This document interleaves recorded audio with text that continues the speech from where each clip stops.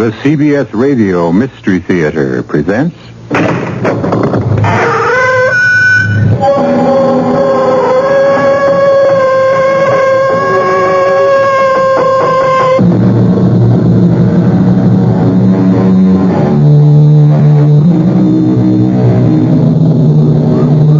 Come in. Welcome. I'm E.G. Marshall. No matter how many times I hear that sound, it still sends a chill down my spine. You know it's a police car or ambulance on the way to or from an emergency in which someone is badly hurt. At Mercy Hospital, not everyone arrives with the shriek of a siren. Most arrive quietly with the help of a relative or friend. Some come alone, hoping against hope that the grasping pain around the heart is only indigestion. A few come under their own power, sheer willpower that keeps them conscious against all of the body's desire to give up, but hoping, as we always hope, that the bell has not yet tolled for us. Hear that, Chief? What, Dr. Grant? Siren. Oh, I hope it isn't one of our ambulances. Well, 10 to 1 it is. This is one of those nights on emergency when... Help. All right, Toby, give me a hand. Yeah. Orderly, get that rolling cart. Oh, he's heavy. He's just about unconscious. Where are you hurt, sir? Stomach. All right, orderly. Take him from Dr. Grant and let's get him on the cart. Easy now. On his back. Gently. Oh. What is it, Dr. Peterson? Appendix? You won't ask me that now. I've opened his jacket. Look at that blood on his shirt. What is it, then? Get me some swabs. This man's been shot.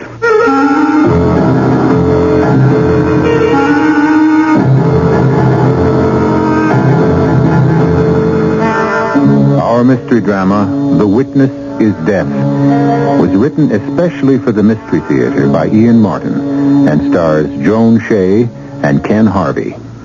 It is sponsored in part by Contact, the 12-hour cold capsule, and Anheuser-Busch Incorporated, brewers of Budweiser.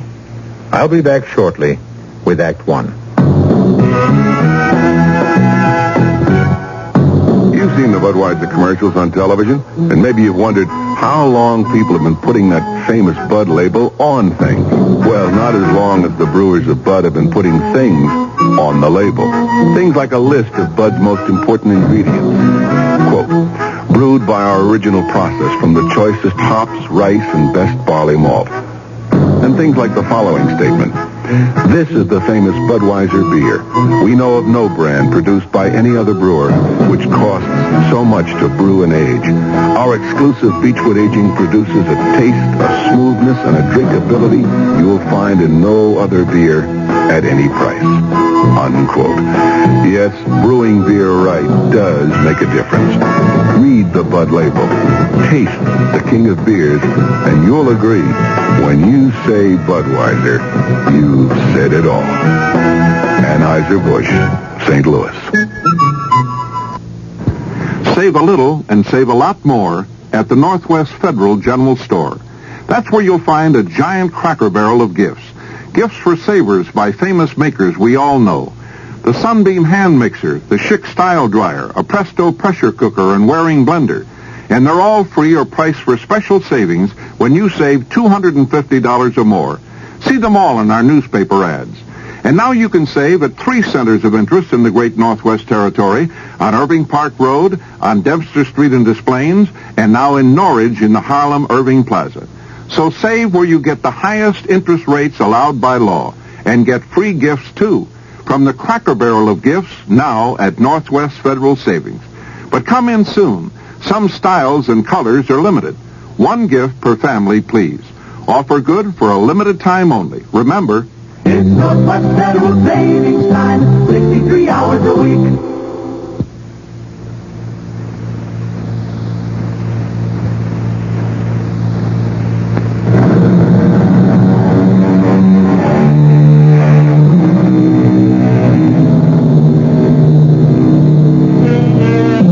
A man has been shot. How? Who is he? By whom was he shot?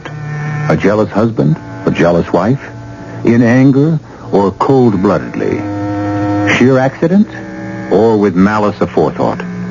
All these questions must wait as Dr. Brian Peterson works quickly and deftly, knowing this man is on the borderline between life and death, and trying to find out who he is. Can you give us your name, sir? I don't know. You don't know your name? No. Who shot? Ripple from the rest of his shirt and get your stethoscope on his heart. Yes. We see how he's doing. Will do. Sir, can you hear me? No. Damn, he wasn't shot all that recently. He must have hemorrhaged internally like mad. Orderly, you and the nurse take him straight to emergency. Alert Dr. Aiello. We're going to need anesthesia. He doesn't look like the kind of man to get mixed up in a shooting. Looks can be deceiving, as you'll find out. MS intern. Is he going to die? Not as long as he's breathing. Nurse, get me some gloves. I want a good look at that bullet wound. Swab off the area again, Doctor.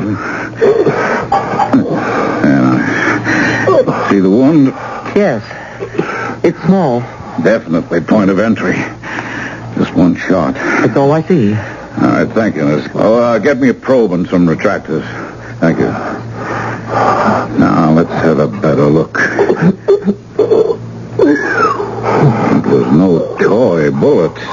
Heavy .38 could be a police special. And the bullet's still inside.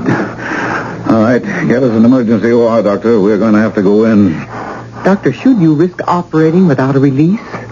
I mean, who knows who this man is? Oh, we have information. We know he's white, male, and from his hands, I'd say some kind of workman. The police will have to take it from there. Murder. Someone tried murder. It's all right, sir. We are doctors. You're in a hospital, and you're safe now. What's your name? Name. No. I don't remember nothing except tried murder. Okay, Toby. Go call the police.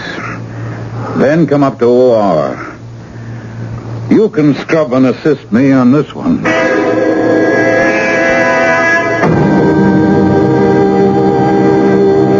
Any change? Well, he's holding on. You got the police? Yes, they're on their way. They have an idea who our mystery patient might be. Have they? Well, the sooner we get that bullet out of his insides, the happier I'll be. It's behind his spleen, resting on the spine. You say the police think they know who he is? Yes, a man named Roy Richardson. That name mean anything to you? Of course. Don't you dames ever read the papers? Of course not, Doctor.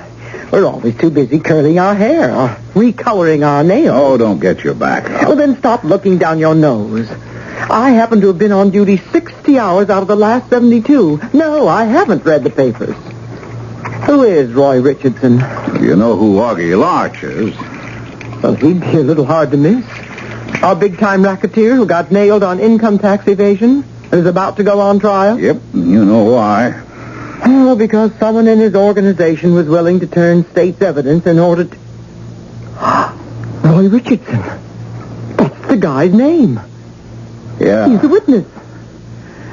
If we can bring him through.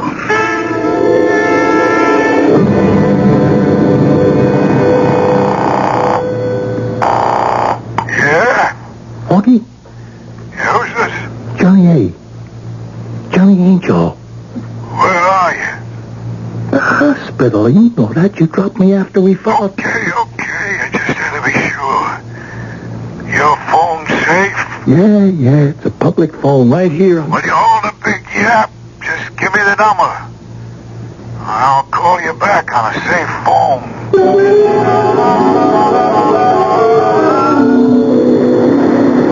Suction. Cut off that bleeder, Toby. Retractor. Clamp. Tied off, Dr. Peterson. Yeah, that's a little better. can see what... Oh, there's the trouble. It's a big slug with lots of velocity. Must have bounced around plenty. Bullet forceps, nurse. There's the baby. Yeah, 38, all right. Soft-nosed. Just hope we don't have too many intestinal perforations. Hold on to that, nurse. Please hold on to it. I don't see any damage to the vital organs. Mr. Richardson is still going to be lucky to pull out of this one.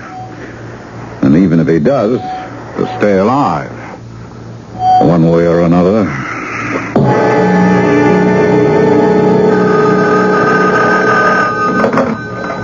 Mercy Hospital? It's okay, Augie. It's me. It's Johnny A. Okay. What's the scoop? They're operating on him now. Yeah, did he talk? I don't think so.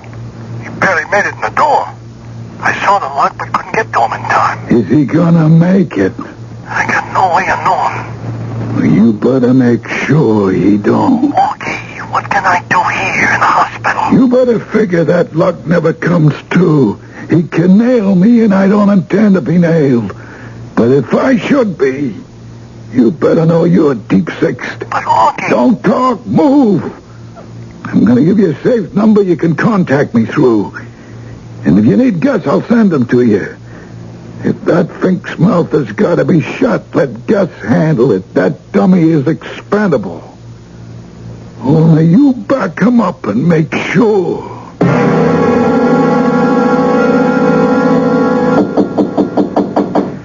Come in. Dr. Peterson? Oh, yes. Detective Sergeant Sam Marshall. Oh, how are you, Detective? I'm sorry to have kept you waiting, but I just got down from the operating room. How's your patient? Good constitution. He came through a very tough operation very well. He's going to live then? Well, I can't tell you that. The next 24 hours will tell. I understand he was in no condition to talk when he got here. That's right.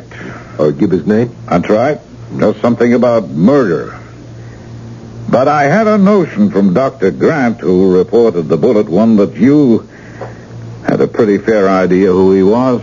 Well, we know that a witness in a trial due to start next week against Augie Larch disappeared last night, or at least somewhere between midnight and 8 this morning. Roy Richardson. Yeah. We've been keeping his picture out of the papers to protect him. It looks as if you didn't do a very good job of that, Sergeant. Richardson was the one who ducked us. Is this the man you operated on, Dr. Peterson? Well, no. No, I've never seen this man before in my life. That's the way a cop's life goes, Doc. No, I've got to open a new file. Who the devil is your John Doe? Well, we found no identification on him. Looks like that's your problem, unless... Unless what? Well, unless... I guess everyone can't resist trying to play cop, Sergeant, but when this man got to the hospital, he'd been carrying that slug in him for some time. Huh? I don't see how he could have made it on his feet for so long unless... Uh-oh. What is it? Look down there. There's a parking lot for the hospital. Huh? See that car down there? Uh-huh. Next to my red convertible? Is that yours? No. I hope I can do a better job of parking than that. Anyway, isn't that space reserved for doctors? Yes, but it's also right near the emergency entrance. Come on, Sergeant. Maybe we can find out the easy way who Mr. Roy Richardson isn't and just how he's mixed up in this.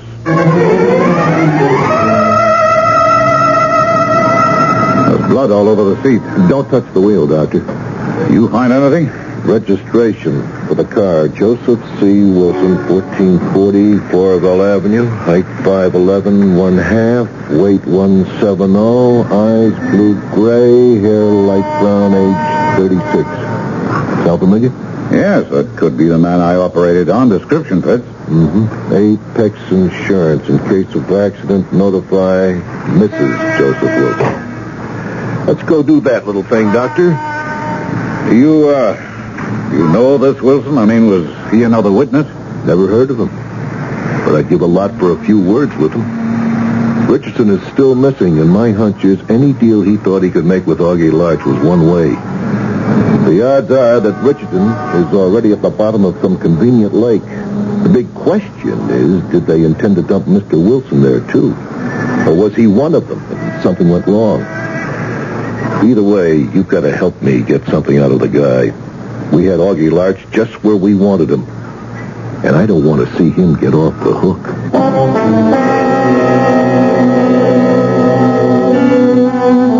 All they that take the sword shall perish by the sword. Is Joe Wilson's fate just retribution, or is he an innocent victim? Is he another unfortunate possessor of information about the illegal operations of a ruthless criminal? Or is he something else entirely? Someone with no contact at all with Augie Larch, and yet who is infinitely more dangerous to him. I'll return shortly with Act 2. Give your hand to a friend. Give your heart to your love. But give your cold to contact. The sooner the better. 6 or 3 or what? Please don't give me problems. I'm catching a common cold. Sneezing, drips, congestion. For those symptoms, you'd need 6 cold tablets, 2 every 4 hours, or 3 ounces of Cold's liquid, 1 every 4 hours, or just 1 contact. I know, the tiny time pills. Right. Both the others have things for aches and fever, and the liquid, something for coughs, not found in contact. Your cold, your choice. Sneezing, drips, congestion. I'll take the contact. Give your cold to contact. The sooner the better. 6 or 3 or 1. Take contact. Only as directed. The Marine Corps Reserve are looking for a few good men to help keep the peace. We're looking for men who understand that nobody likes to fight, but somebody has to know how. We want men who want to see their children grow up in an age of peace. Men who will do more than wish for it. Men who will work for it. Men who don't need the draft to know there's a job to be done. Men who ask themselves what they can do for their country and do it. We're looking for a few good men to stand with the Marine Corps Reserve. No shortcuts, no compromises, no promises except one. You'll be a Marine, and you'll be ready. That's the job of a peacekeeper.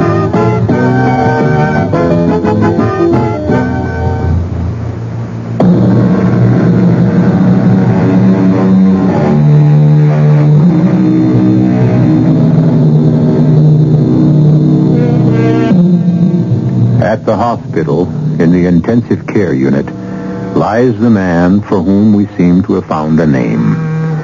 But while the doctors monitor and fight to save the patient's life, Detective Sergeant Sam Marshall doggedly follows his job of finding out if he really is Joseph C. Wilson. And if he is, who he is, what he is, and what led him to being the target of a perhaps lethal bullet. As soon as the necessary police machinery has been set in motion, he goes personally to interview Joe's wife, Helen. And I was frantic. I was just going to call you. The police, I mean. Now you tell me this. How could anyone ever shoot my Joe? Well, the point is, somebody did, Mrs. Wilson. Now, I've seen a picture of him. There's no doubt it's your husband. But why? Joe didn't have any enemies. Not that kind, anyway. What does your husband do for a living? He's a plumber. Does he have a partner? Work for a firm? No, he's just in business for himself. Does he stay out much nights? Oh, not Joe. Outside of his work, the kids and me are his whole life. How many children do you have? 2. Mm-hmm. Ronnie, he's 8, and the baby, Sue Carol, she's 3. How come he went out last night? Well, it was an emergency call. Know from whom? Oh, yes. The Bensons, up on Long Ridge Road. They're old customers and kind of friends, so that's why he went out so late. Would there be any reason for him to come back by the old high road? Yes. Yes, he's stubborn about some things. It's a shortcut, but... But what? I've asked him not to use it. There are so many blind curves, and it twists, and it's narrow, and it's all full of potholes, and well, nobody uses it much since it's so deserted, and since you... If you do meet someone coming the other way, it's so easy to have an accident.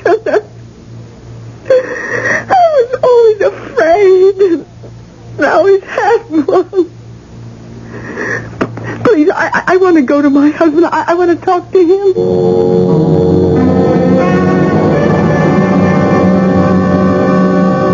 Morning, Mr. Wilson. I'm Dr. Peterson. What am I doing, Doc? Thanks to a good, strong constitution, fine. You got any pain? Some. Helen. Does Helen know about me? Yes. What happened? Oh, just that you were shot. That's all any of us knows yet. There is a detective of police down in my office who would like to... I want to see my wife first. Yes, she's right outside. Nurse, you can get Mrs. Wilson and bring her in. Doc. Yes? Could I see her alone for a minute? Well, if you promise not to overexcite yourself. I don't want to scare you, but you're a long way from being out of the woods yet. I promise. Joe, darling. Helen, baby. You all right, honey? Oh, me. I can eat anything, even a lead slug. Well, I'll give you two a moment alone. Come on, nurse. Joe, what happened? They gone. They just stepped outside the door. What are you mixed up in? I'm not mixed up in anything. Why are you so You scared? got shot, didn't you? I want to know why. I can tell you, but I'm not so sure about... Oh, why did I take that shortcut after all the times you asked me not to? Helen, I think I saw a guy murdered. And I don't want to start throwing any weight around, Doctor, but if there's any possibility your patient in there may die, I need a statement and some information from him. I don't know if I can permit that, Sergeant. His wife was allowed to see him this morning. Only for a little while, and only if she didn't allow him to get overexcited. I promised to take it easy. It's just... Well, Roy Richardson is still missing. Without him, we have no case against Augie Larch. Very well, then. But a few minutes. And I'm going to be in there to make sure you don't upset him. Be my guest. Why should I upset him if he's got nothing to hide?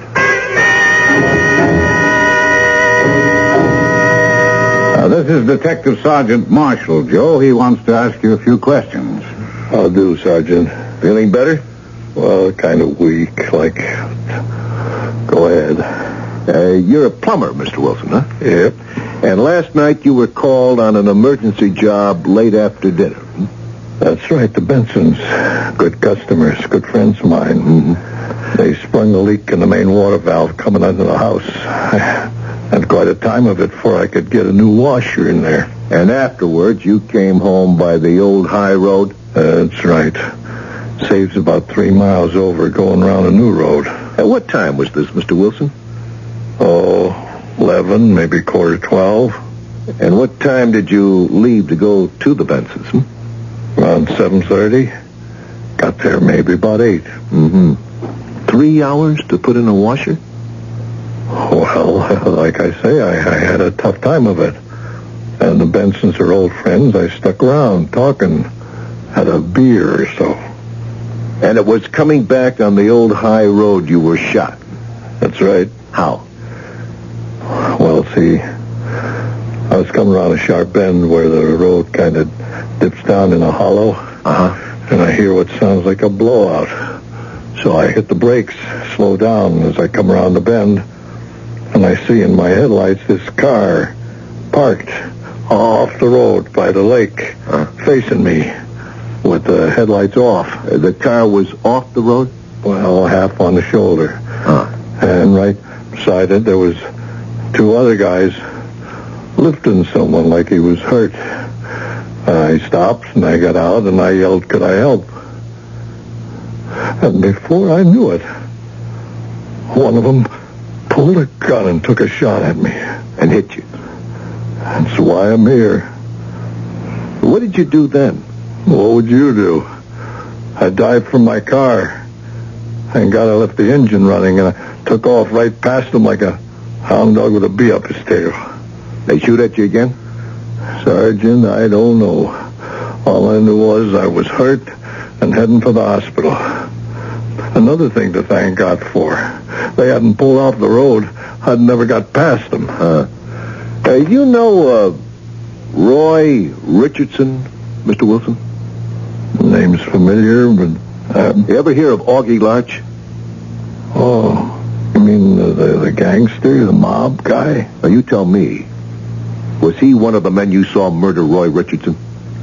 Oh, I don't know for sure who was murdered, or even if it was. Oh, you must have seen these men in your headlights. Could you identify any of them for us?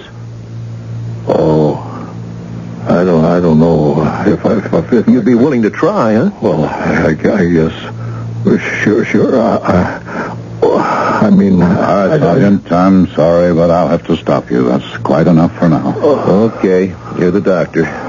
But I'm going to have to talk to him again. Just so long as it won't endanger his life. Oh, don't worry about that. His life is just as important to me as it is to you, Doctor. From here on in, I'm going to do everything I can to protect it.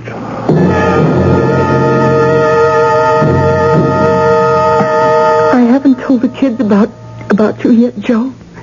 Because all day I've been doing a lot of thinking.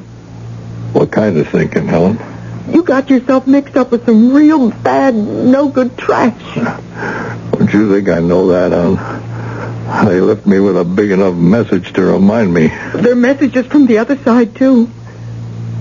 You know, there's a policeman on guard outside your door. Why? Joe, darling, those men, or the one who shot you and the other one, could you recognize them if you saw them again? I'm still mixed up. Like sometimes I tell myself I'm not 100% sure I could. And then I shut my eyes. And I know I could pick them out in a jam-packed ballpark.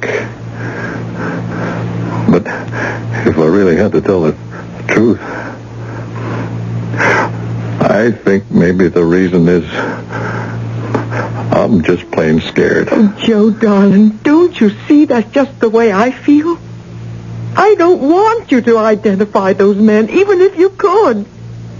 They've done enough to you already. I don't want you to take any chances they'll do any more. Still, Helen, I gotta do what's right. Why? You didn't ask to get tangled up in this filth and crime? You want all of us to creep around scared to death from here on in if you identify these men? Ronnie? Sue Carroll? Me? But look at what happened to you already. But, Helen, it's like I'm a citizen. If I've got rights, I got duties, too. Joe, promise me you'll stay out of it. That's the only way all of us can be sure we'll be safe. Especially you.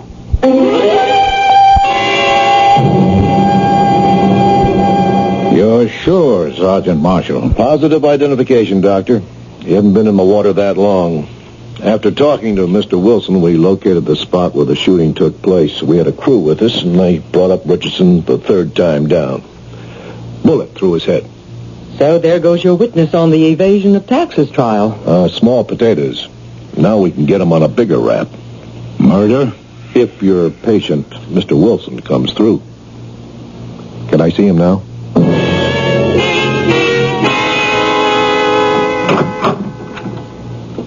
I'm sorry to have to break in on your visit, Mrs. Wilson, but Sergeant Grant has to talk to your husband.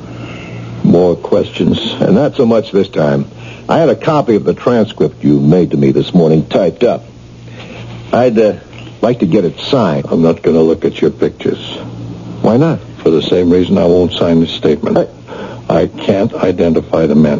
You indicated you might. Well, I'm not sure anymore. He'd be in terrible danger if he could. Mrs. Wilson, every precaution is being taken for your husband's safety. You saw the police guard outside the door. What about my wife and children? I'm trying to cover your house, too. With killers like these, that's no protection. What else can I do? Could I come up with an idea? And welcome. Well, it's the neat old adage which solves all problems. Dead men tell no tales. I don't understand. Well, look, suppose everyone thought your husband had died from the bullet in him. What would those gunsels have to worry about then? You release that story to the press, I'll substantiate it. A big little white lie, Doctor. Would you be willing to look at the pictures then, Mr. Wilson? And make an identification, if you find one? Or two? Helen? Oh, Joe, I don't know what to say. If everyone is willing to put themselves out like that, how can we let them down?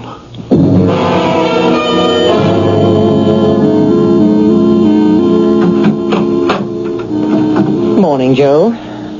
Well, how's it going today? Well, I ain't ready to take on Muhammad Ali, but I'm getting there. Well, this may give you a lift. The morning paper, page 1. Shooting victim succumbs. Joseph Wilson, age 37, died at Mercy Hospital last night as the result of a mysterious bullet wound inflicted while he was driving along the old high road. Wilson, a plumber by trade, leaves a wife, Helen, and 2 children, ages 8 and 3. Let me see that. Well, you have the right. Not many men get to see their own obituaries. Sure gives a man a funny feeling. I'll bet. The victim's will said he will be buried in Clendon Cemetery. That policeman sure did it up thoroughly, didn't he? Well, they could scarcely release a story that you died without being nice enough to bury you. At least now the killers are off your trail. Hello, Augie? Johnny A. You seen the papers this morning? Good news, nothing. Forget it. I'm telling you, the guy ain't dead. About a half hour ago, I seen his wife sneak into the hospital. And just to make sure, I took a chance and went by his room at the hospital just a minute ago. There's still a cop outside the door. You don't need fuzz to guard a dead man.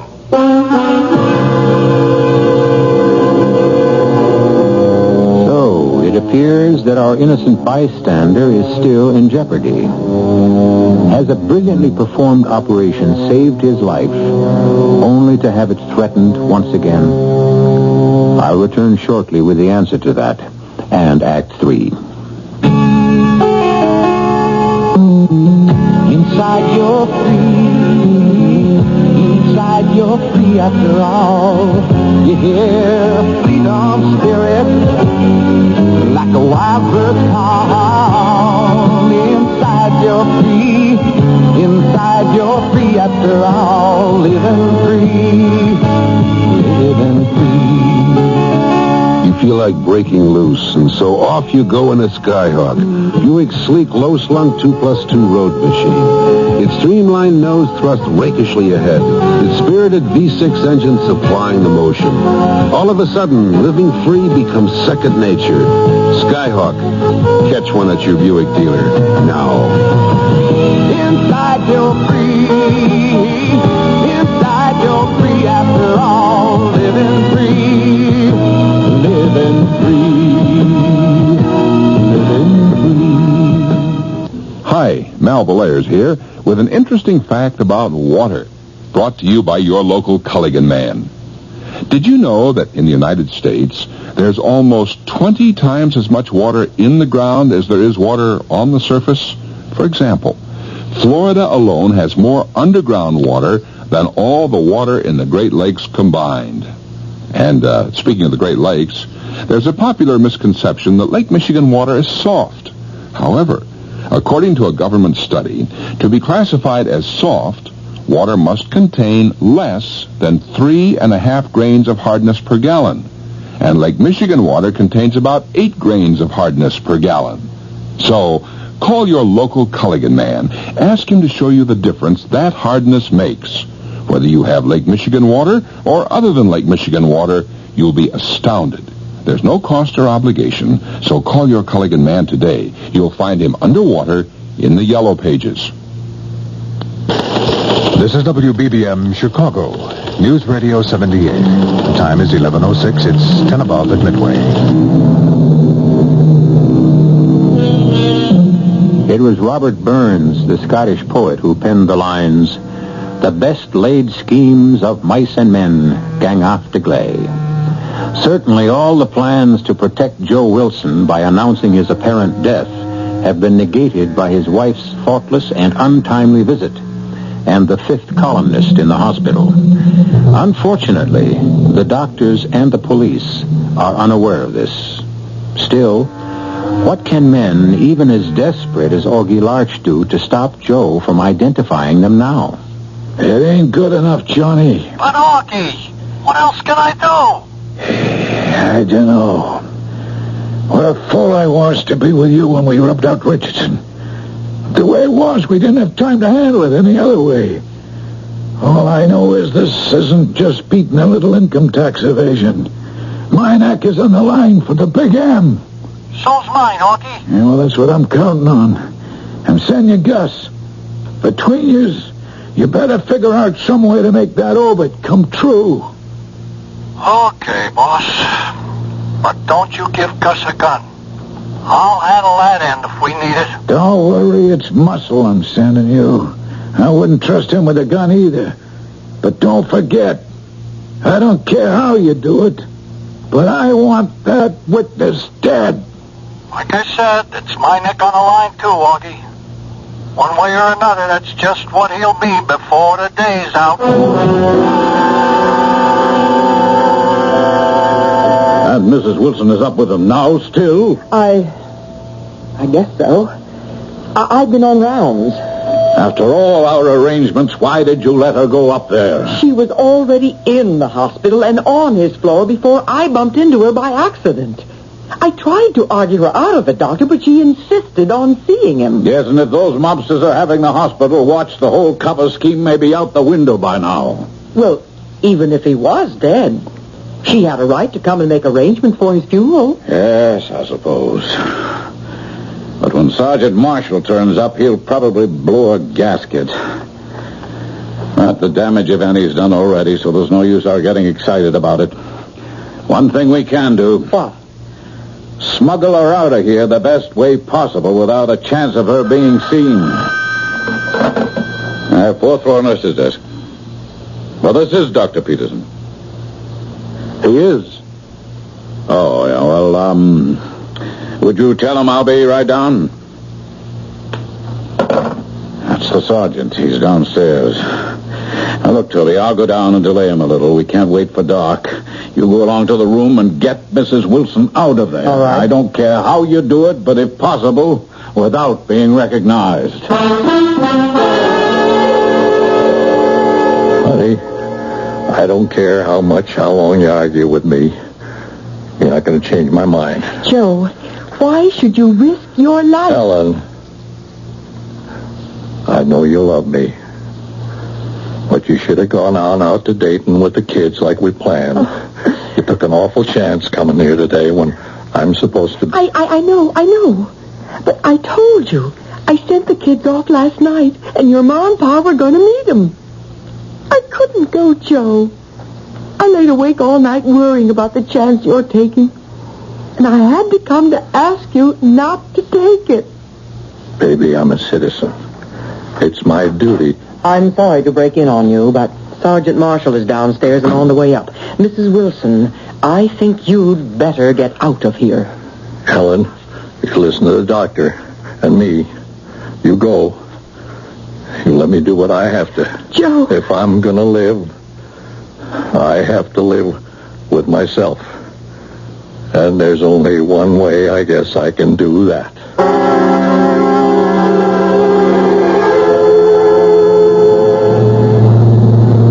I'm not going to try to pretend I'm not sorry the wife came here, but there's no sense in worrying over spilt milk, Dr. Peterson.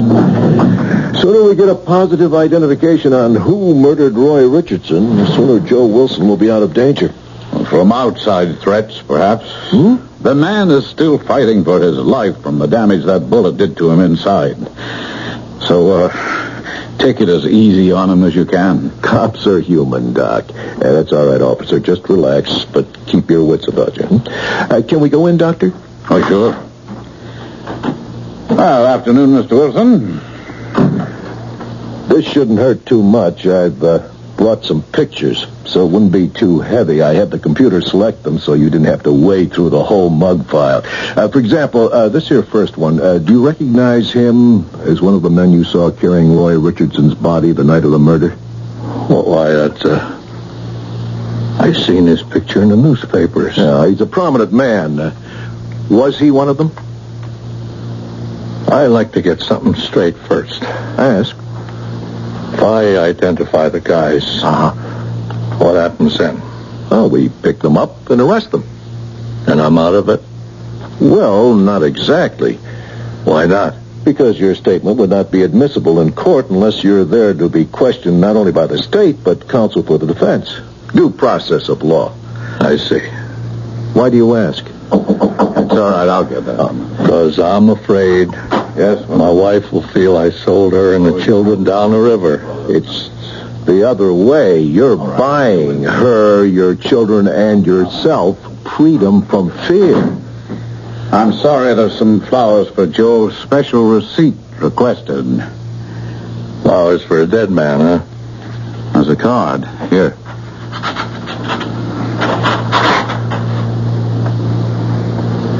You read it, Sergeant. Joseph C. Wilson, room 412. Best wishes, Joe, from your watchful friends, both here and in Dayton. That's right. Dayton. Where I sent my kids to be safe. Oh, forget about this.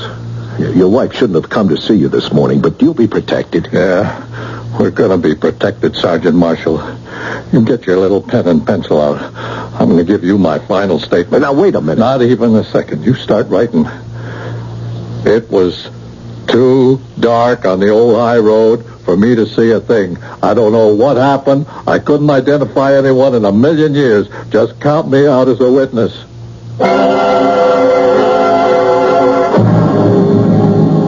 Oh, Toby, you look bushed. Tired enough to step out of channels and say to the chief of staff, so do you. Well, it's an occupational hazard. Can't you take a break? No, sir. I have emergency clinic from 8 to 12. How about you? Oh, 24 hours a day for me. Cheer up. The further you go, the worse it gets. Well, happy clinic. Oh, it shouldn't be too bad. It's a Tuesday. Tuesdays always seem to be slow for some reason. Well, then, let's hope it runs true to form. Okay, Gus. Let's try to forget your belly and concentrate on what you need clinic service for, huh? Oh, yeah, sure. I got a bum ankle. Yeah. Concentrate on your ankle. Yeah. It's sprained. It hurts like hell. Maybe it's even broken. Okay? Yeah. Now, it's dark enough. Let's go. Next? Hi, Doc. Not so busy tonight, huh? Which makes doctors thankful for small mercies. Oh, I guess you are right. What's the matter with your friend? Well, we was visiting a friend here in the hospital. Yeah. And on the way out, I turned my ankle on a step coming down from the front door. Oh, the pain. On the steps down, leaving the hospital? Well, let's have a look. Which ankle? The right, Doctor. Yeah. Well, I don't see any evidence of... Well, now we're all alone. Can you see this, Doctor? A gun? That's right. Well, you must be paranoid.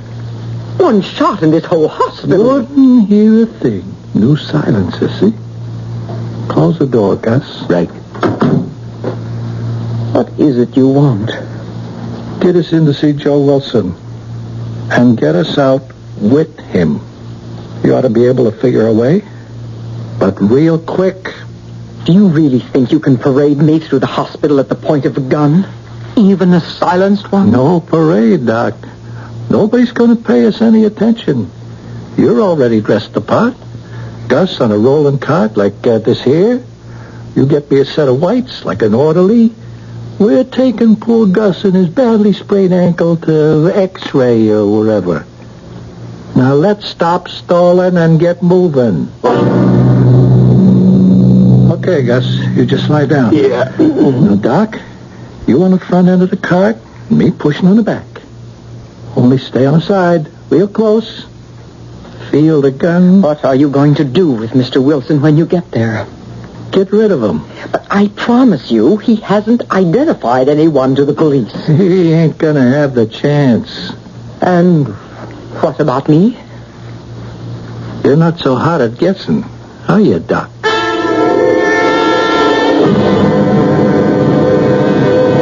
Hi, Toby. Dr. Grant. What you got there? Badly sprained ankle, Doctor. Maybe a break. Going to X-ray. Why don't you let the orderly take him? Let's us have a cup of coffee. I'm afraid I can't, Doctor. This is a little more serious than that. It looks like he has a recturus pylorum. And I'm afraid the constrictor pharyngus may be involved. The constrictor for... You know how dangerous that can be, Doctor. There may even be a break involved. I want to stop that if it's possible. Okay, Doctor, that's your problem. You'll be able to handle it. I'll just go hit the hay for the night. You do that, Doctor. I've got to get this man up to 4th floor X-ray for special pictures. Oh, by the way, you better take the back elevator. The front one's out of whack again. Oh, I didn't know. Oh, didn't the orderly tell you? But he's a new man, Doctor. We'll handle it. Okay, it's your problem. I'm going home and forget the hospital exists. Nice going, Miss Doc. You handle that real sensible. Now, how far to the other elevator? Oh, not far. Just a few zigs and zags. It's in the old building. But what do you expect to do when you get there? Just substitute our stretcher passenger for Joe Wilson. Gus has an orderly suit he can change to. Then we just wheel our patient back down and out of your life. Out of mine? It's like any professional job. You can't leave any loose ends. This the elevator? Yes. I guess this is it.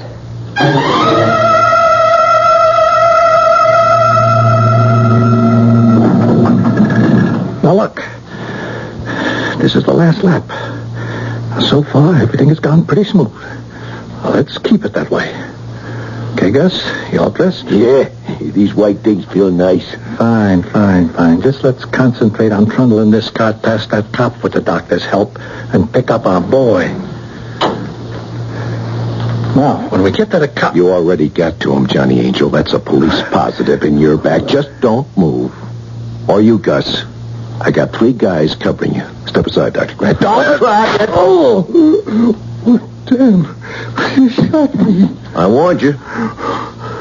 Okay. Oh, I guess you got me all the way. But Augie and Arch ain't getting off scot-free. Don't worry. Joe Wilson will be able to identify him now. How come you nailed me? Oh, you shouldn't fool around with doctors, Johnny, eh? Male or female. You're just not smart enough. What do you mean? Well, you tell him, Doctor. Well, Gus was supposed to have a sprained ankle. When Dr. Peterson asked me what was the matter with him, remember what I told him? Some double talk. I said he had an erecturus pylorum. Yeah, what's that mean? It's a very small muscle at the base of the hair follicles. You gave me the old double O. Yeah, not the ankle. A muscle at the base of each hair in your head. It's enough to make your hair stand on end. Isn't it, Johnny Angel?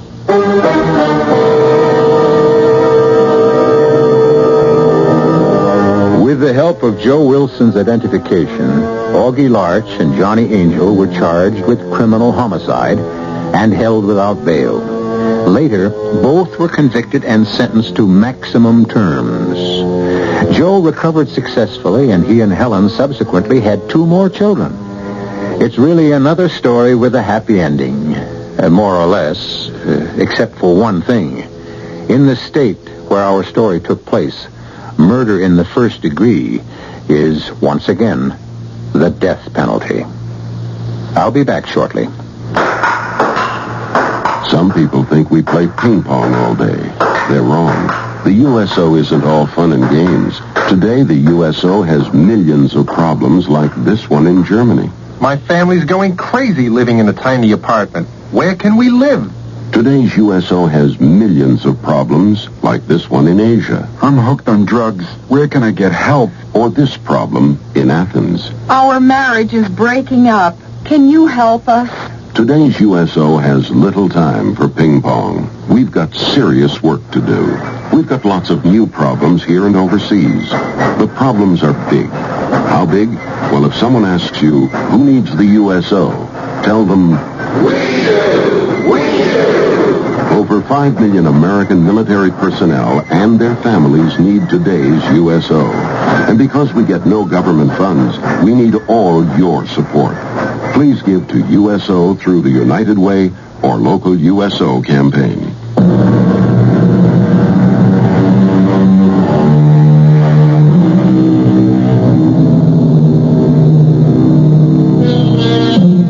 The one thing that remained strongest in Joe Wilson's mind after the horror and pain of his experience had faded was the decision he had come to, finally, to make the identification. For whatever satisfaction the criminals' attempt to stop him may have given them on the way to the grave, for the rest of his life, Joe had a far better one. He could face himself every morning in the mirror and be sure, more than most of us, that he was a man, and a good one. Our cast included Joan Shea, Ken Harvey, Sam Gray, and Ian Martin. The entire production was under the direction of Hyman Brown. And now, a preview of our next tale. How did this happen? I mean, to your leg. Well, he was chopping wood. His foot slipped and the axe caught him right at the ankle. It didn't seem like such a deep cut. He's had worse. So we bound it up and he went about his business for a couple of days and then the swelling started and then the fever set in. Oh, feel his forehead. He's burning up. Where's the axe? The axe? The axe, the thing that caused the whole mess. Where is it? Well, right there by the door. What are you going to do, Mr. Mather? You won't cut my leg off, will you? Oh, of course I'm not going to cut off your leg. I'm going to punish this axe. I'm going to make it suffer. I'm going to torture it. I'm going to make it endure such pain. But how? How are you going to do that, Mr. Mather? I'm going to crucify it. Radio Mystery Theater was sponsored in part by Buick Motor Division. This is E.G. Marshall inviting you to return to our Mystery Theater for another adventure in the macabre. Until next time, pleasant...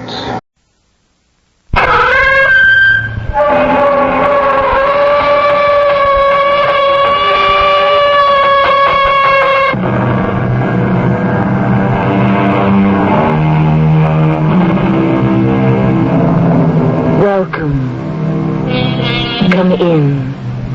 I'm Tammy Grimes.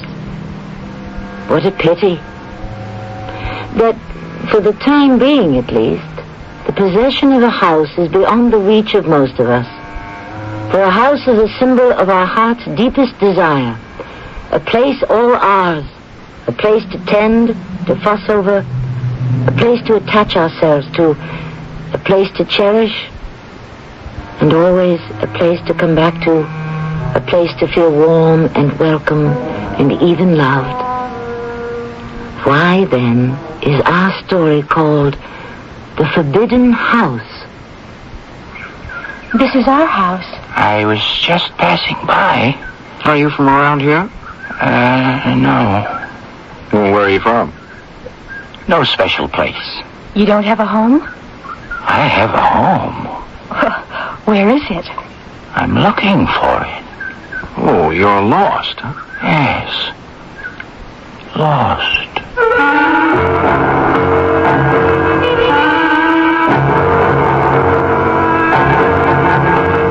Our mystery drama, The Forbidden House, was written especially for the Mystery Theater by Elspeth Eric and stars Tony Roberts and Diane Kirkwood.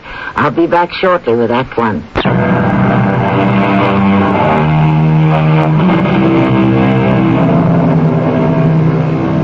Do you have a vision hidden in one of the back rooms of your mind of the sort of house you may one day own? Is it tall and white and Victorian, or low and gray and rambling? Oh, there are many styles in houses, each with its own special charm and virtue. It is up to you. It is your challenge, your goal, to make one particular house your very own. I was living my mother's life again, something that pleased her and pleased me. Just 21 years ago, she married a local boy, my father. And 20 years ago, she found out she was pregnant with me. She'd gone to Dr. Cotton, the only gynecologist in Cooper's Plains. She'd arranged to have her baby, me, in the little house my father had bought for her. And here was I, today, making the same arrangements with the same doctor. You're sure now, Ellen? Oh, yes, I'm positive. I won't have it any other way. There's a brand new hospital in Cooper's Plains, you know. I know. All sorts of fancy gadgets and such. I won't need any fancy gadgets. New doctors, young doctors. I don't want any new young doctors. I want you. Ellen, love, I'm 80 years old. Then mine won't be the first baby you've delivered. The first? Oh, my stars and garters, as we used to say when I was an intern. I guess I must have delivered thousands. Well, then, Dr. Cotton, I'm going to have my baby in the same house where my mother had me. In the same room, in the same bed. It's the big golden oak four-poster. I don't suppose you remember it. I can't say. And I mean to have the same doctor. So don't turn me down. Oh, heavens to Betsy, I'd never do that. Charles and I are going to start doing the room over. New wallpaper, fresh coat of paint, so it'll all look spanking new. I suppose the wallpaper that was there when you brought me into the world is still there, underneath somewhere. Probably we'll uncover it. You going to do all this yourselves? That isn't hard. Charles knows how. Nothing to it. We'll do it together. Well, during these early months, I have no objections. Charles bring you here? Mm-hmm. He's waiting outside in the car. He agree with this notion of yours about the baby? It's not a notion. Well, this, whatever. We really didn't discuss it. Don't you think you should have? No. I do. My mind was made up. All he had to do was agree. Is that the way you run things at home? Not everything. Just this thing. Actually, Charles hadn't approved of my idea at all. Still didn't. But it was my baby, my house, my room, my bed, my doctor. Just as I had been my mother's baby, born in her bed and in her house, delivered by her doctor. And it gave me the greatest, the widest sense of peace and contentment to know that I was doing exactly what she had done 20 years before, in exactly the same way. Everything okay? Couldn't be better. Hop in. I do so love that old man. Old is right. But he says it's okay for me to help you with the wallpaper. He says the exercise will be good for me. Yeah. He say anything about you having the baby at home? Not much. He must have said something. He mentioned the hospital in Cooper's Plains. What about it? They have a lot of fancy new gadgets, he said. Also, he said they have a lot of young doctors. Well, suppose you need a fancy gadget or a young doctor. I won't. Yeah, but what if you do? Charles, look. What if you do? The circus is coming to town. Hey, look there. A young doctor sounds good to me. And it'll be here next week. Oh, we have to go. Your mind is really made up, isn't it? It's that little traveling circus. It was in Connersville last week. You won't change your mind? No, Charles, I will not change my mind. On what night can we go to the circus?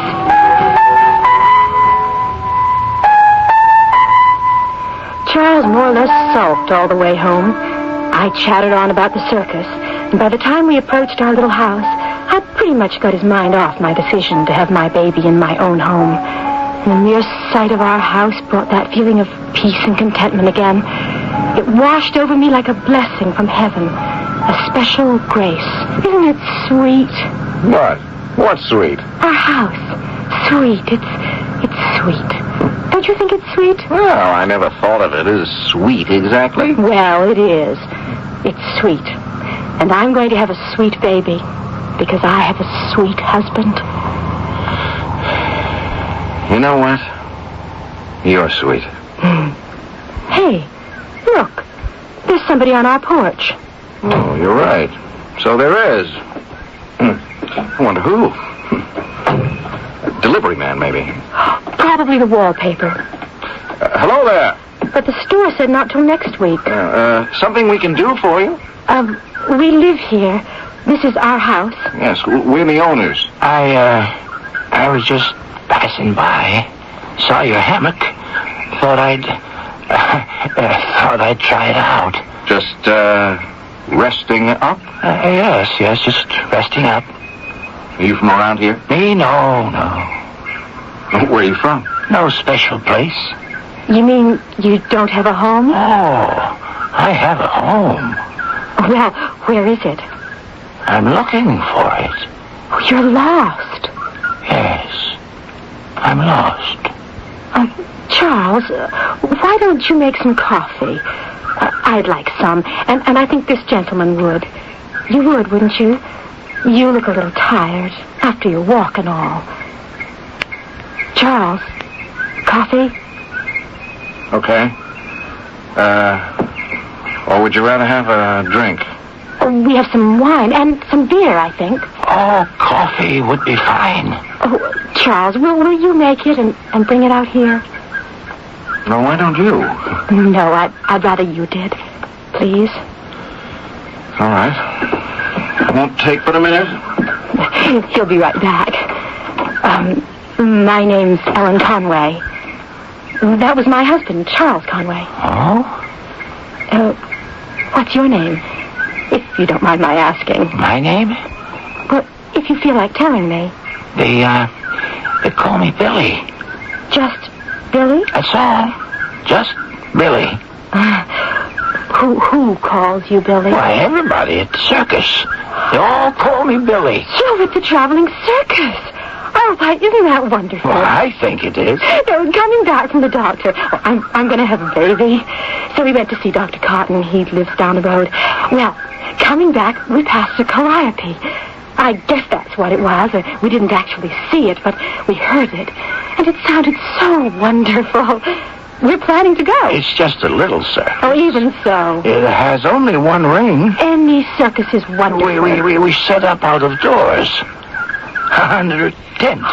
That's where a circus should be. Under a tent. You have to sit on folding chairs. Oh, I won't mind. I'd stand up for the circus. We'll only be here 2 days. What do you do in the circus? Are you a performer? Oh, no. No, I take care of the animals. Really? But that's wonderful. That's really wonderful. You think so? Oh, I certainly do. I love animals, don't you? Yes, I do. Not that we have so many animals, just a few, 2 elephants, an ocelot. Oh, of course, we have horses and some performing dogs. They do an act. When the baby's born, we're going to get a dog. A dog and a baby at the same time. Don't you think that's a good idea? Yes, I do. So neither one is jealous of the other. Now, all my life, I've looked at women walking down the street with a baby in a perambulator and a dog on a leash, and I've always thought that those women had absolutely everything. Of course, you need a husband to have both of them. A husband and a house. Yes, a husband and a house. Oh, here's Charles with the coffee. Thank you, darling. Let's set the tray down in front of me. I brought cream and sugar. Billy, cream, sugar? No, thanks. We take ours black, too. There you are. Thank you. Billy was telling me he works for the circus. Oh, that's interesting. What do you do at the circus? He takes care of the animals. Animals? Animals are the best, the very best, because they're honest. Animals are absolutely honest. They give you the very best of what they have to give, and they give it honestly and openly without any pretense, any pretending it's what it isn't. There's nothing hypocritical about animals. I love them. I love all of them. And I hope they love me. I'm sure they do. I'm sure they all do. Yes, certainly. I guess I'd better get back to them. Well, if you think you should. Yes, I should. Thank you. Thank you for the coffee. Well, you're very welcome. Come back sometime. Thank you. Thank you very much. Why did you ask him to come back? I don't know. He looks so unhappy, so haunted. Yeah, so screwy is more like him. Look, he's coming back. He's turned around and he's coming back. Good Lord. Now, don't be mean to him, Charles. Please don't be mean to him. I won't. Forget something? Please. Don't make me leave. Don't make me go away. I have to stay here. It's important. Believe me, it's very, very important that I should stay here.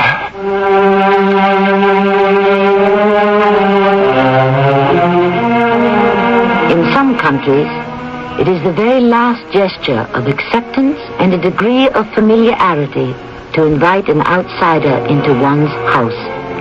A gesture made only with reluctance and a degree of lingering suspicion. Here we tend to be more casual with our invitations, more free and easy. Or are we simply more careless? We'll return shortly with Act 2 of The Forbidden House.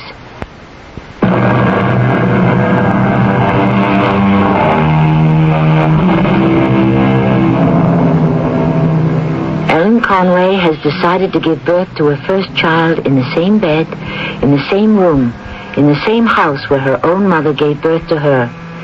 And in that way to establish the continuity of life that we all long for. Ellen's decision to duplicate the experience of her mother has this final addendum. The child will be brought into the world not only in the same bed and house where she was delivered, but by the same doctor. I'm Dr. Cotton, and I should have retired long ago. But I do so love to practice medicine. So when Ellen Conway said she wanted me to deliver her child at home, in the same house, the same bed where I delivered her, well, after a modest demurral, I said I would. But I wasn't prepared for what happened next. Is Dr. Cotton? Doctor, this is Charles Conway. Oh, yes, Charles? Could I drive over to see you, Dr. Cotton? Why, yes, certainly. Anything wrong? I don't really know. I mean with Ellen. Well, Ellen's all right, I think. Well, she was here only a week ago. Well, that was a week ago. Well, what's changed? Any symptoms? No, it's nothing like that. Will you be bringing Ellen with you? No.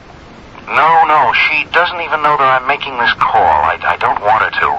I wouldn't be calling, except I need someone to talk to, and I can't talk to her. Not about this. You understand?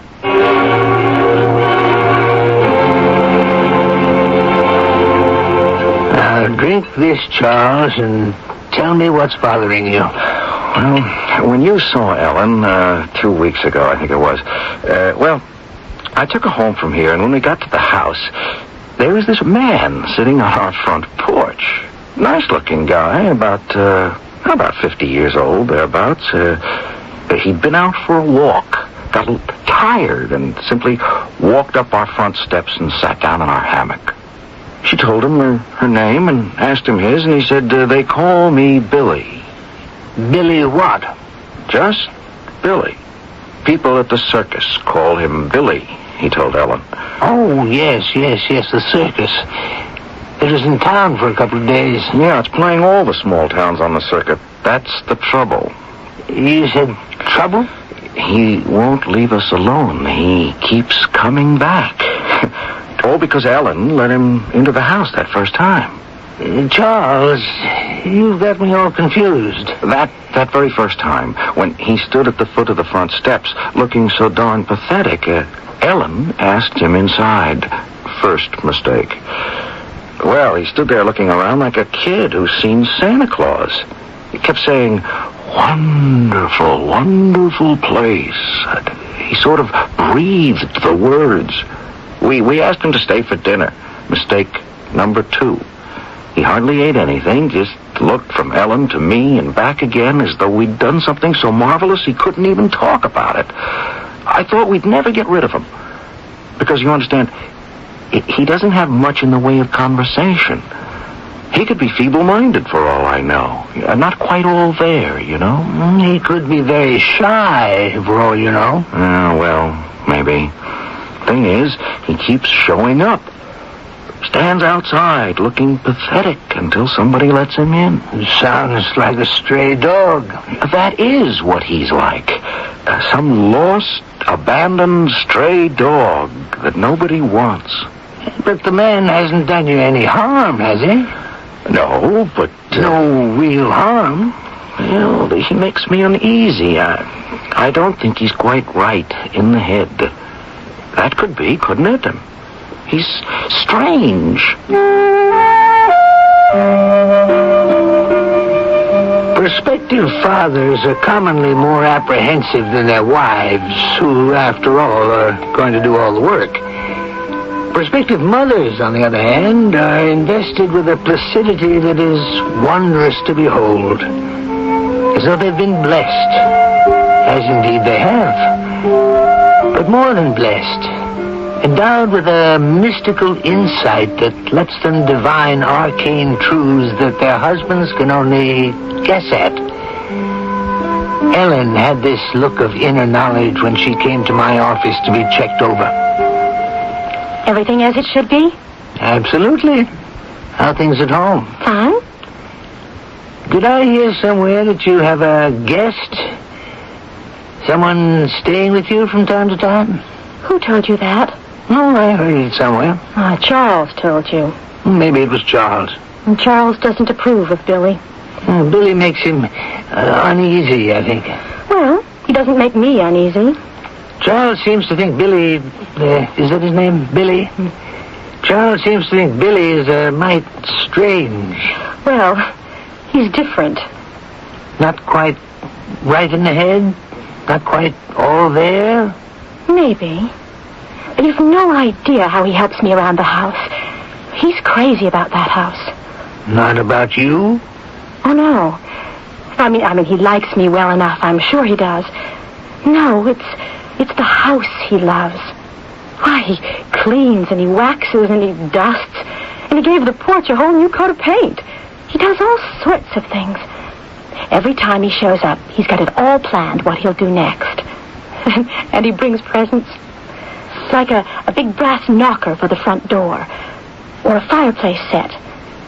Never anything for me or for Charles personally. Just things for the house. It's just a modest little house, as you know. But the way Billy is going at it, it's going to be a little jewel box. Oh, I couldn't get along without Billy. And if he's strange or different, so what? Everybody should be strange and different.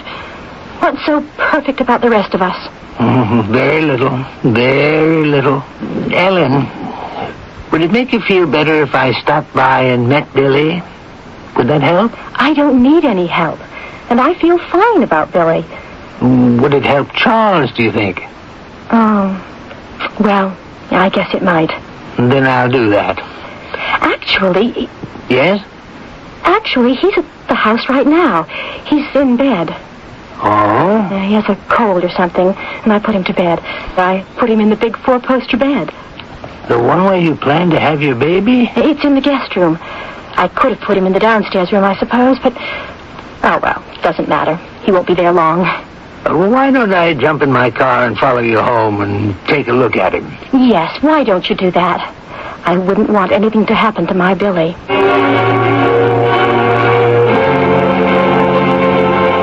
Cotton's my name, Dr. Cotton. Mrs. Conway thought it'd be a good idea if I stopped by and took a look at you. I just have a cold. She shouldn't have. Yeah, let me pop this into your mouth, will you? That's it. Under the tongue. Now close your lips. Now, let's see about your pulse. Mm-hmm. Thank you. They tell me you work for the circus. Every boy's ambition, and you made it come true. So few people do that. Most of us give up the dreams of youth and do what's expected of us. Although I can't say that about myself. I wanted to be a doctor almost from the age of 5.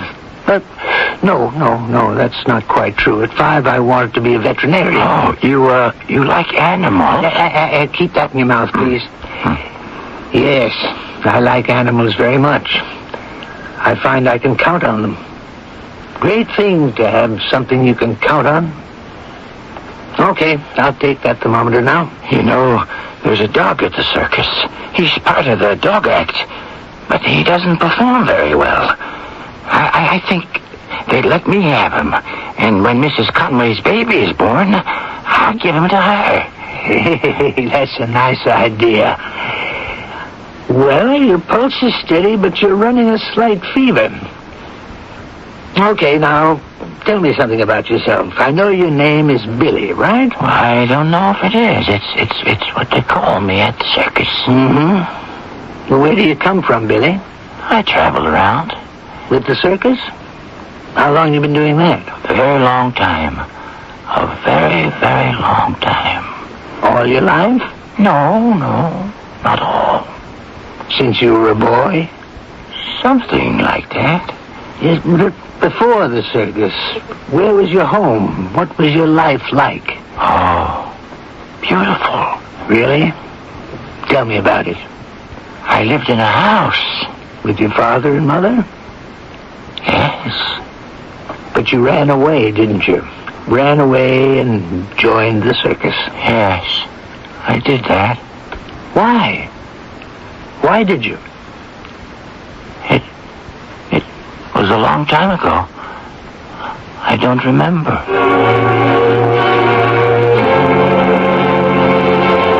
Well, Doctor, how's my Billy? Will he be all right?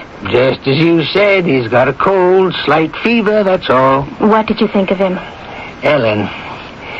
Ellen, I'm 80 years old. I don't know anything about the whatchamacallit, the human psyche. In my day, they didn't teach those things. I can't diagnose those mental things.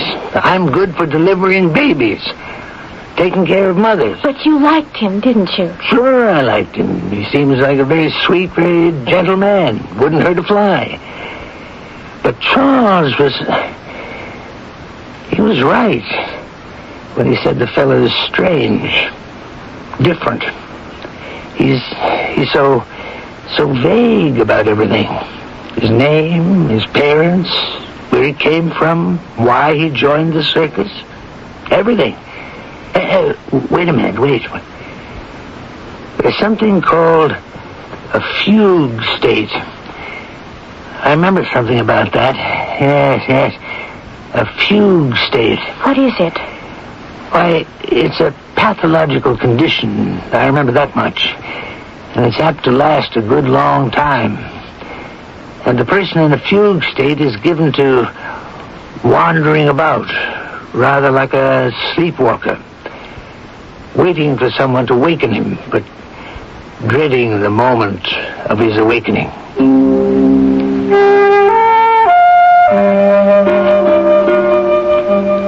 I was simply saying whatever came to mind, just letting my thoughts, my feelings pour out.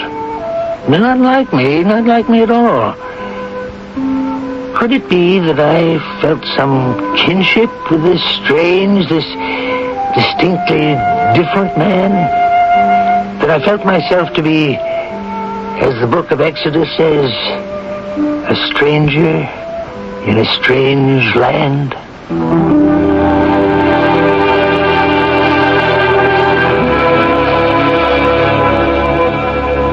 What has all this to do with the house? Why, nothing at all, or a great deal. For each of us feels to a greater or lesser degree that we are strangers in a strange land, bewildered as to how we got here, helpless to decide where we are going. And in this wild wilderness full of doubts and fears, few things are as reassuring and as comforting as a house which is ours, a place where we can say, there within those walls, I belong. I'll be back shortly with Act 3.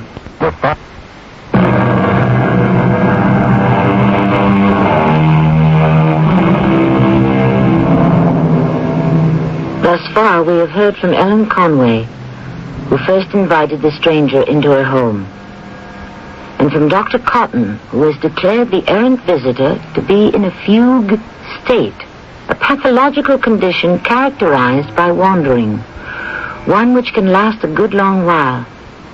It is time now to hear from Charles Conway, who from the start has viewed the wanderer with suspicion and mistrust, calling him strange, different, and possibly deranged. The whole thing was getting ridiculous. Hardly a week went by that we didn't get a visit from this Billy character. And now he was tucked up in bed in the guest room, with my wife waiting on him hand and foot. She even had Dr. Cotton come to see him. He isn't doing any harm, Charles. It's not as though he was living here. Well, he might as well be. He shows up at least once a week. But now he's got a cold, and Lord knows how long he'll be around. Not very long. Well, why don't you call the circus and tell them to come and get him? The circus is in a tent. I don't believe they have telephones in tents. Well, you could drive over there. To wherever it's playing. Charles, please. It's not like you'll be here forever. When the circus moves on... When will that be? I don't know. Soon, I imagine. Have you asked him? No. Well, I can't. Well, I can. Oh, please don't. Please. It means so much to him to be here. Yeah, a free room and you to wait on him. No, it isn't that. I'm sure it isn't. It's the house. He never talks about me or you, just about the house. You mean he's in love with the house? Well, something like that. He's nuts. He's completely out of it. No, he isn't. He's just not what we're used to. He's different. Would you like to know what Dr. Cotton said about him? Not particularly. Well, I'm going to tell you anyway. Dr. Cotton said he might be in a fugue state. Fugue? I never heard of it. Well, it's not exactly normal. It's pathological, Dr. Cotton said. The guy's crazy. I told you that. That's not what Dr. Cotton said. He said pathological. A fugue state is characterized by wandering. Not the same as sleepwalking, but something like it. He's attached himself to the circus, so he's been safe. You see? No, I don't see anything except that I want him out of here. Oh, you can't just throw him out. Why can't I? It's too cruel. Like waking a sleepwalker too suddenly or too roughly. No, I won't let you do it. Okay, now look, how would it be if I went in and told him we'd decided to put up the new wallpaper? How would that be? I mean, he can't want to stay in the room while we're scraping off the old wallpaper and putting on the new, can he? I guess not. All right, then. I'll go up there now and tell him. I just hope he takes the hint. If I didn't love my wife so much, I'd never have given in. But this loony guy who'd wandered into our house obviously meant something to her. And being pregnant and all, anyway, I pasted a smile on my face and went upstairs to the guest room. Okay to come in? Sure. How are you feeling, Billy? Okay. Did my wife tell you we're going to wallpaper this room? We're going to scrape off the old stuff and put up some new. She told me. You see, my wife is planning to have the baby in this room. She told me. Right in that bed, as a matter of fact. I know. My wife was born in that bed, in this room, 20 years ago. Same doctor. Dr. Cotton. You met him, I believe. Yes, I did. Mm-hmm. Well, we thought we decided that we'd scrape off all the old wallpaper. Lord knows how many layers there are underneath. We thought we'd take it all off and put up some fresh new stuff she bought. You know, paint the woodwork and dress up the room. I don't know how to hang wallpaper. Oh, no. I wasn't hinting around, Billy. I didn't mean you should do it. But I could do the painting. At the circus, I did some of that. No, I didn't mean that either. What I meant was, well, we have the paper downstairs, and if it's all right with you, we ought to be getting at it. It's all right with me. I mean, like, tomorrow, in the morning. It means moving the furniture out and all. You know what I mean? You want me to help you with that? Well, the first thing in the morning, would you? Why, sure I would. Oh, well, that's very good of you. That's very nice of you. I'll see you in the morning, then. See you in the morning. Oh, but, have you heard from any of your friends at the circus? I mean, do they know you're here? Nobody knows. Except me. I know. I was up early the next morning. Made Ellen get out of bed, too.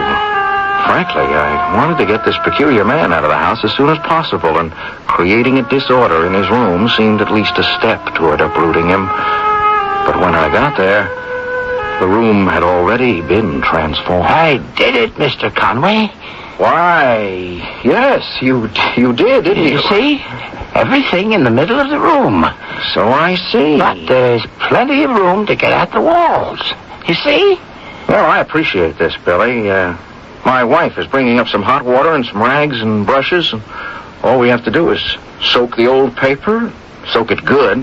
I've got those scrapers. Oh, for goodness sake.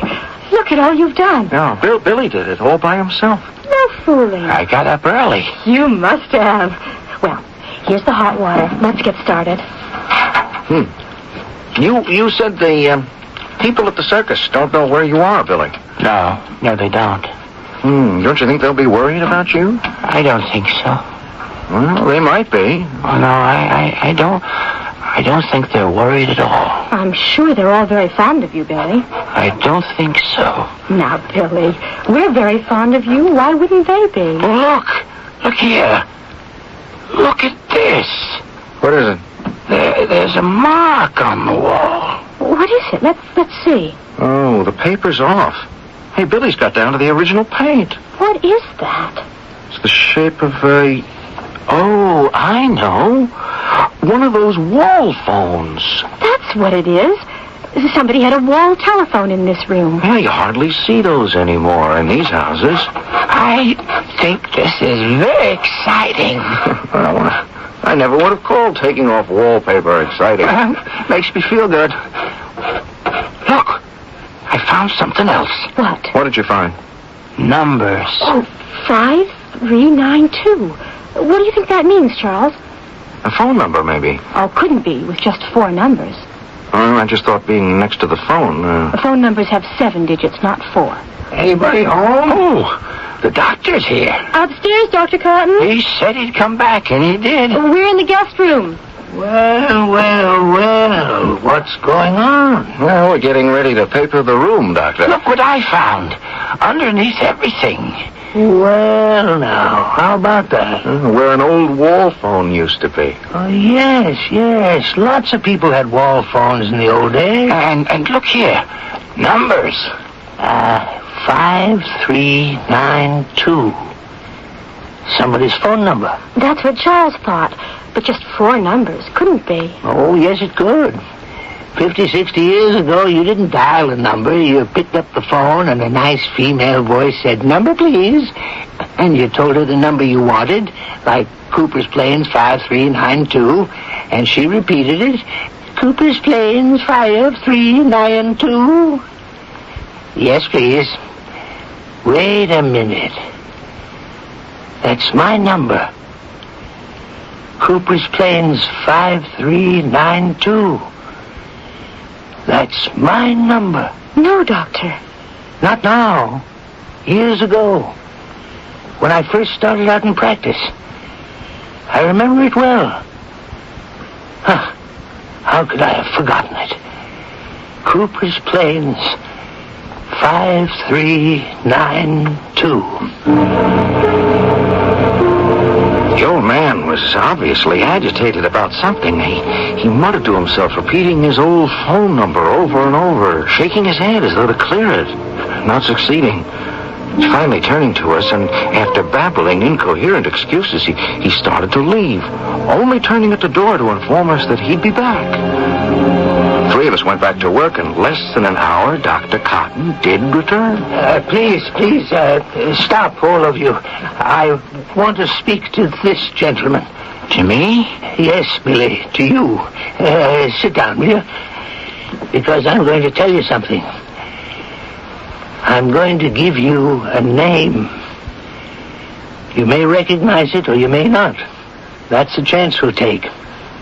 Okay? Dr. Cotton. That's okay. You trust me, don't you? Yes, I do. All right, then.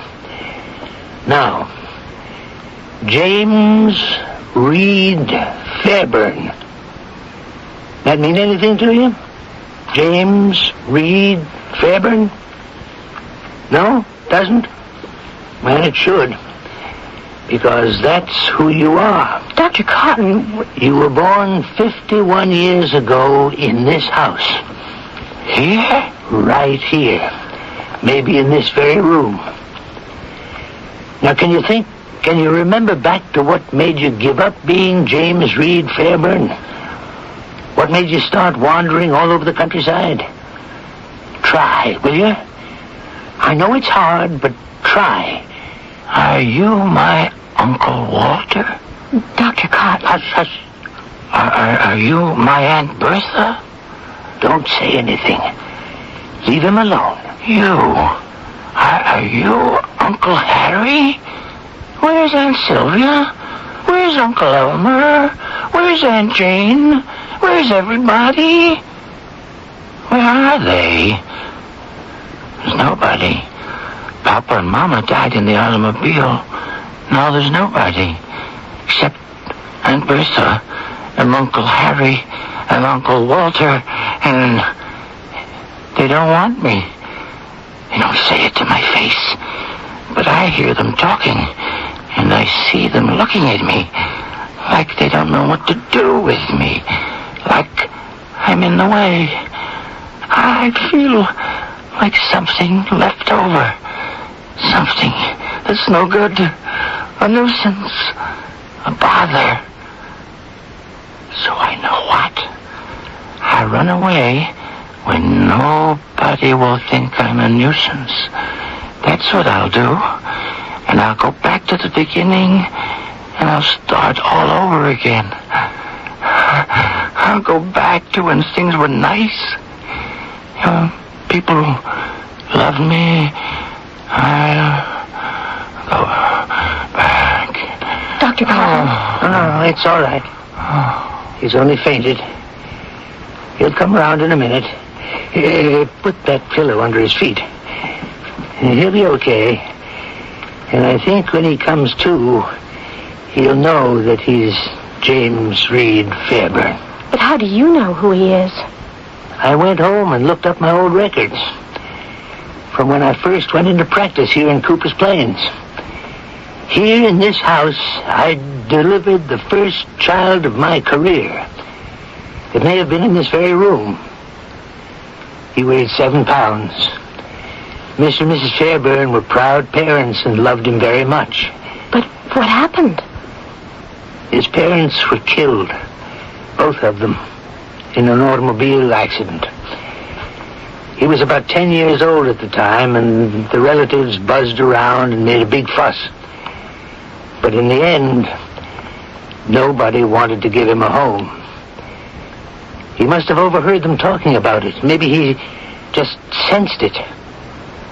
Anyway, he took off. For a while, there was a bit of a stir around town, and then everybody just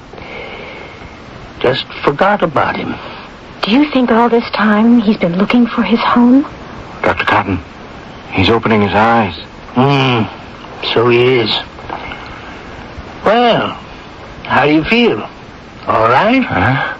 Yes, I'm all right. Can you tell me your name? We'd like to know. My name is James Reed Fairburn.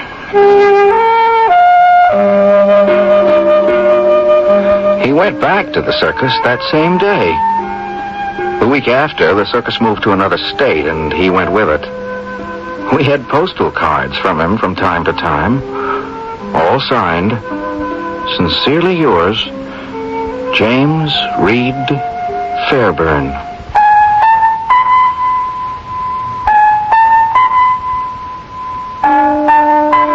You see, do you not, how important a house can be? How the memory of the first one lingers for years? Perhaps that is because it is not the first dwelling place, but the second. The one that accepted us when we were summarily evicted from our mother's womb. I'll be back shortly.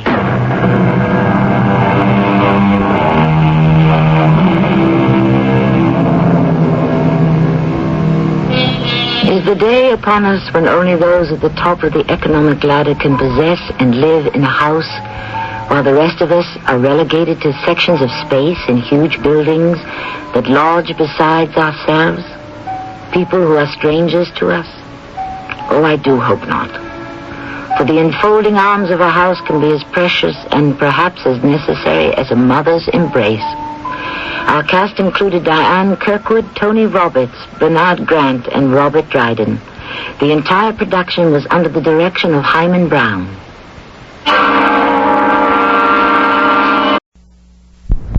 The CBS Radio Mystery Theater presents...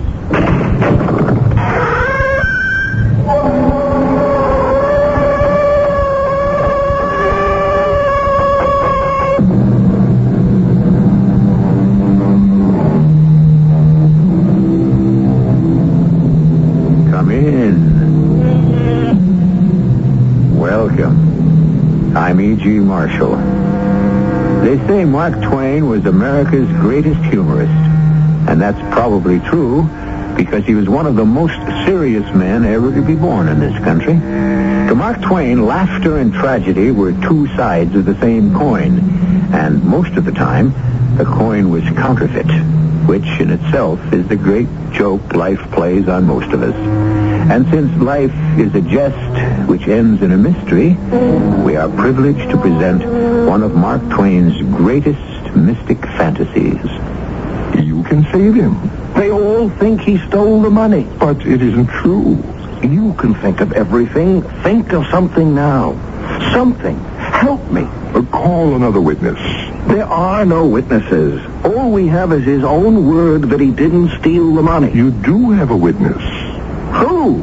The money. The money? What kind of witness is that? What can money do for him? You know the old saying, money talks.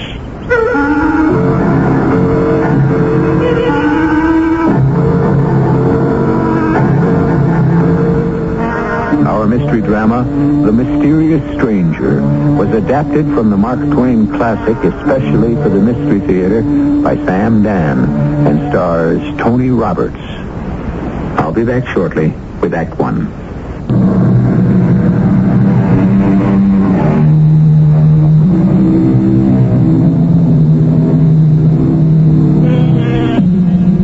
It is the winter of the year 1590, and we are in Austria, in a sleepy country village.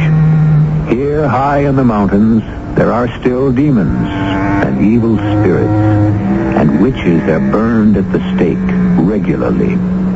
But for most people, it is a calm place, a quiet place, a prosperous place.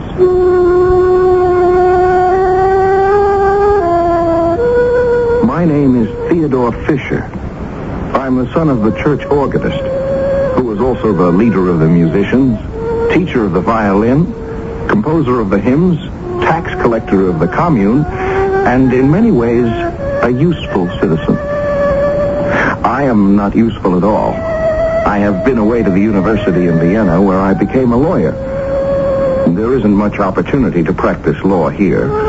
The priest settles all the religious disputes, and the astrologer, I'll explain more about him later, settles everything else. Well, it was a beautiful day, and my only annoyance was the fact that my pipe had gone out, and I had neglected to bring a flint with me. Good morning.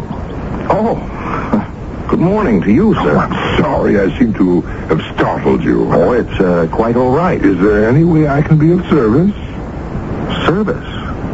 No, I don't believe so. There's nothing you require? Require? Oh. Well, I would like a light for my pipe. A little thing like that must not stand in the way of your happiness. May I? He took my pipe and you must understand this. How can I say it? He simply blew his breath on it. And the tobacco glowed red, and spirals of blue smoke rose from the bowl. I jumped up. Please, don't be frightened. But it was just a trick. A trick? Of course. What did you think? Well, a little conjurer's tricks. What else can you do? Anything. Do you remember when you were a child? You had a toy castle. There were knights and ladies in the courtyard and cannoneers along the walls. I do remember that. How would you know? Well, it's a trick. And now let us build that castle. With what? With this pile of dirt. But what? Everyone was dirt to begin with. Isn't that so, Theodore? How do you know my name? What's a trick? And really, there's absolutely nothing to it. All you do is take some dirt.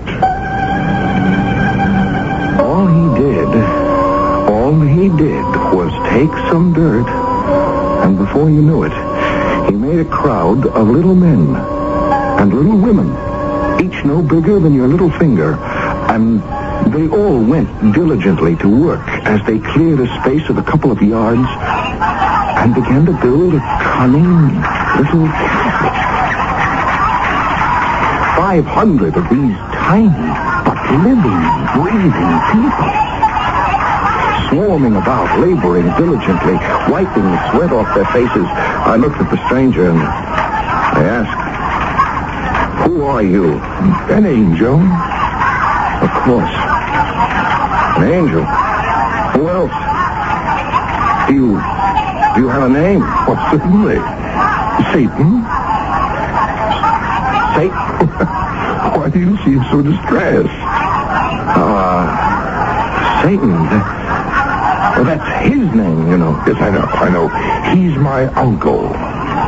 "But you said you were an angel." "Well, surely you remember he was an angel once himself." Yes, I didn't think of that. "Before the fall. But he was blameless." Would it be rude if I asked? No, it wouldn't be rude, and I should forgive you even if it were. Yes, I have. I've seen him millions of times since I was just a little child, hardly 1,000 years old. I was his favorite. 1,000 years old? I'm about 16,000 years old by now. That is the way you count time. 16,000 years old? You must have seen... Oh, I've seen it all. I saw Adam created and Abel murdered. I saw Samson surge against the pillars and bring down ruin and death. What haven't I seen? The castle is finished. There. How do you like it? How could anyone help but like it? It's perfect. These people are actually human. It's another world. Someone fired a pistol. No, it's thunder. Thunder? But there isn't a cloud in the sky. Oh, not in yours, but in theirs. See how the sky above the castle becomes dark and terrible. The thunder, the lightning. People. Poor little people. They're terrified. You're killing them. They'll all be dead. Look. The earth is opening under their feet. They're going. They're gone.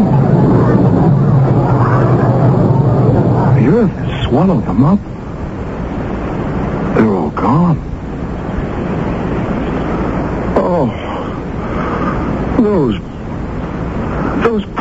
Poor people. Oh, don't weep for them. They're of no value.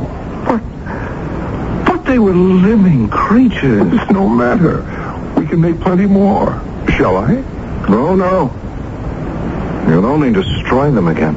Oh, that's the history of the world, isn't it? Well, good morning, Theodore.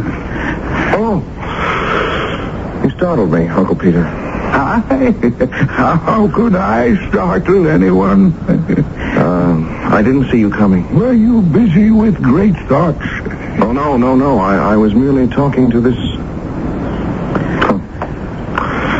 Well, there was someone here just a moment ago. Oh, yes, my boy. I know it affects me, too. I keep seeing people who aren't there myself. What are you doing here, Uncle Peter? What am I doing here? Well, something brought me here, but I can't seem to remember what. I'm not myself these troubled days. I'm not myself. Well, good day, Master Theodore. Now, as I was saying, where did you go? I merely made myself invisible. Yes, but you should talk to Uncle Peter. He's not dull and ignorant like I am. And besides, he has a beautiful niece, huh? Margaret. Satan. Could you help them? Help them? Uncle Peter, that's what I called him, but he used to be Father Peter. I know, a priest. You know? Yes, until he was accused of some heresy. It was the astrologer. Why is everyone so afraid of the astrologer? Now, what was the heresy he accused Uncle Peter of? It doesn't matter. It was enough to be accused by the astrologer. I see. You see, folks have nothing to do with Uncle Peter these days, and he and Margaret are about to starve. And you want me to help him? Please. All he needs is a little money to pay the rent on his cottage. Buy some food. He might not thank me for it. You might not thank me for it. I try to help him and Margaret, but they're too proud. Wouldn't it be easy for you to have him find, yes, just find some money? It could be dangerous. Why? Well, because it could change the entire course of his life. Yes, but that's exactly what he needs, to have the present course of his life changed. Every man's life consists of links in a chain. Each link is an act. It has its proper place in the chain. Remove one link, and the entire future becomes different. But I've been trying to tell you, he needs another future. Oh, you have a great deal to learn. I shall see you again. Where are you going? I have an errand to perform.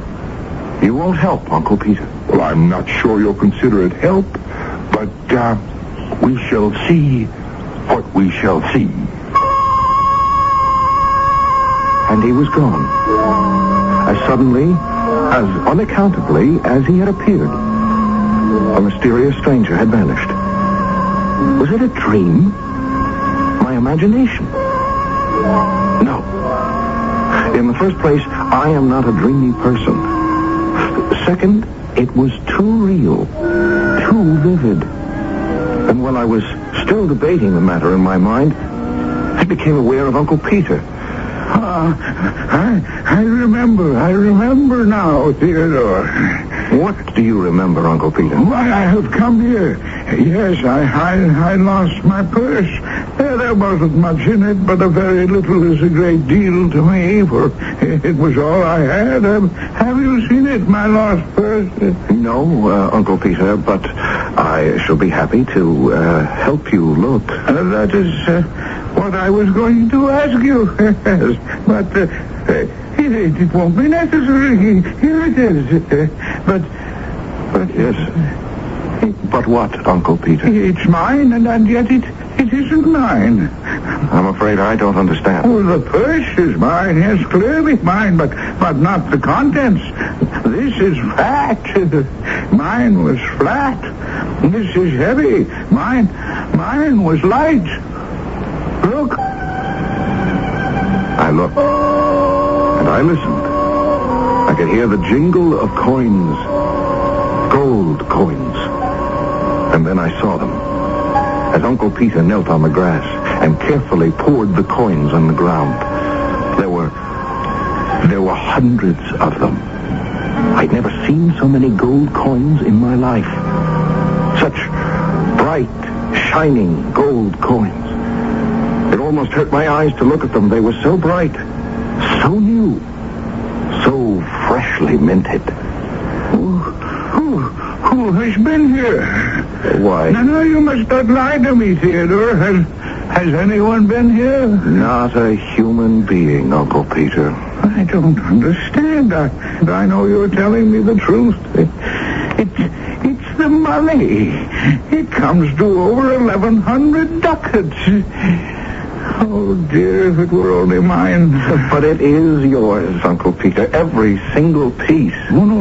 Only 4 ducats are mine. That's all that were in the purse when I lost it. The rest... Yeah, and I do need them so badly. Yeah. No, the fact is, this money is not mine. But the money is in your purse. Cannot account for it unless some enemy... Yes, it's a trap. Oh, but Uncle Peter, with the exception of the astrologer, you don't have a real enemy in the village. Nor does Margaret. No, it must be a trap. I must have an enemy. Do you have an enemy rich enough to chance 1,100 ducats just to do you a mean turn? Well, Of course not. It's yours. Every bit of it. Didn't you pray for help? Yes. Well, isn't this help?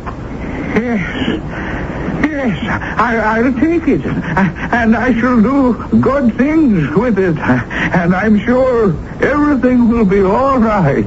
Of course, Uncle Peter. Everything will have to be all right.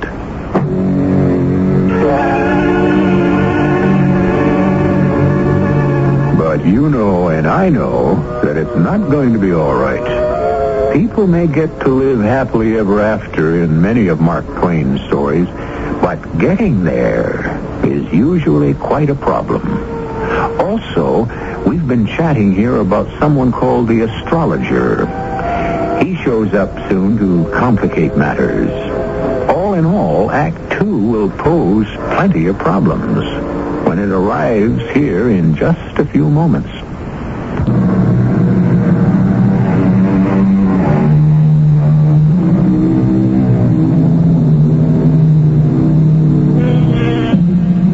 Theodore Fisher is telling the story of Mark Twain's mysterious stranger. And Theodore is the only one in the small village who has seen him. The mysterious stranger claims to be Satan's nephew. But by now, we can safely assume it's the old boy himself. Mark Twain always likes to use these little tricks. Throw a surprise visitor into a quiet little town and watch the ripples swell into waves. It made immense talk in the village the next day. Father Peter told the entire circumstance just the way it happened. He said the only way he could account for it was, well, it must have been the hand of Providence. Suddenly, Father Peter and Margaret had plenty of friends, or at least visitors. Mothers started sending their daughters to Margaret for piano lessons, and it began to look like the old adage was true. You have no trouble making money once you have money.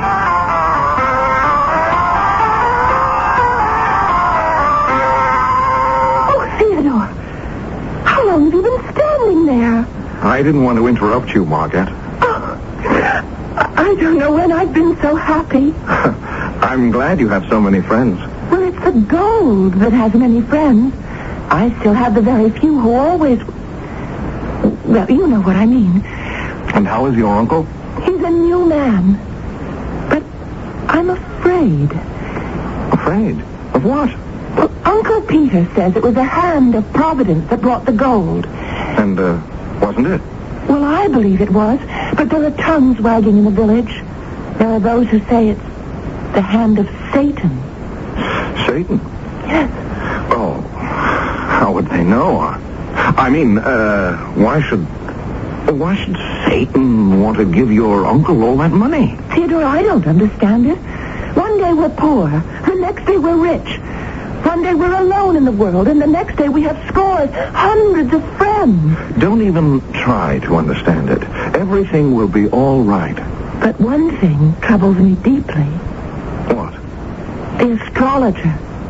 We have yet to hear from the astrologer. Oh, the astrologer.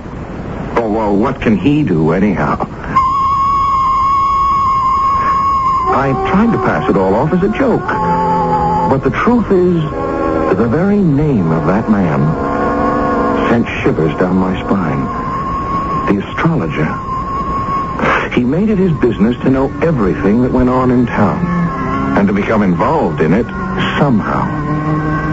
A few days later, a note was delivered to me. It contained 5 words. I want to see you. That's all. No please, or if it's convenient, or by your leave. Just an order. As if he had no doubt it would be obeyed. So kind of you to come, Theodore.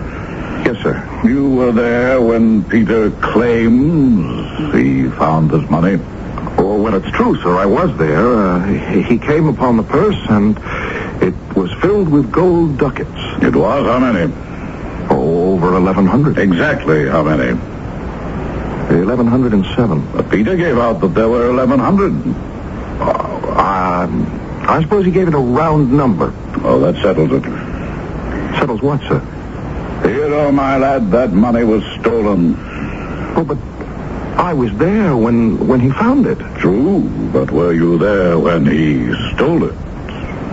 But who says he stole it? It's the only way he could have received it. He then hid the purse on the path, waited for a witness to come along. The witness happened to be you. And he pretended to find it. Oh, but that's not the way it happened. How else could it have happened?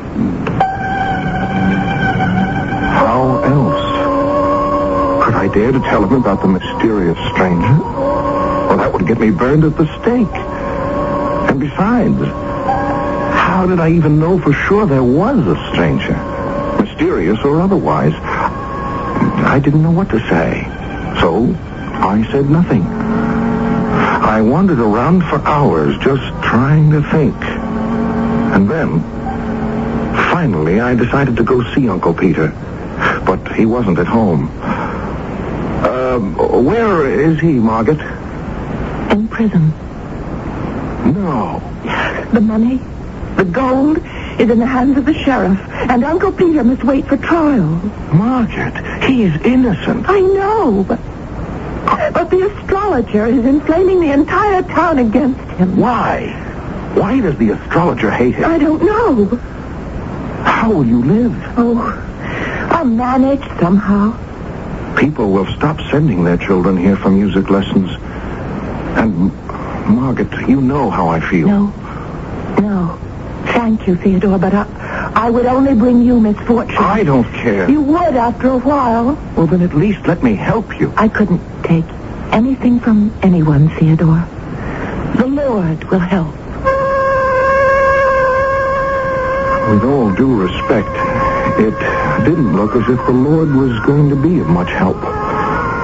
Old Ursula, who was cook, chambermaid, housekeeper, and everything else for Uncle Peter, tried the best she could, but she was unable to create miracles. I tried giving her money, which she accepted after I had told her to tell the proud Margaret that she had found the money in the street. But that couldn't go on indefinitely. There's a limit to how much money one can find lying around and how often. I was walking through the woods feeling very sorry about everything when suddenly he was standing there. Satan himself. Why?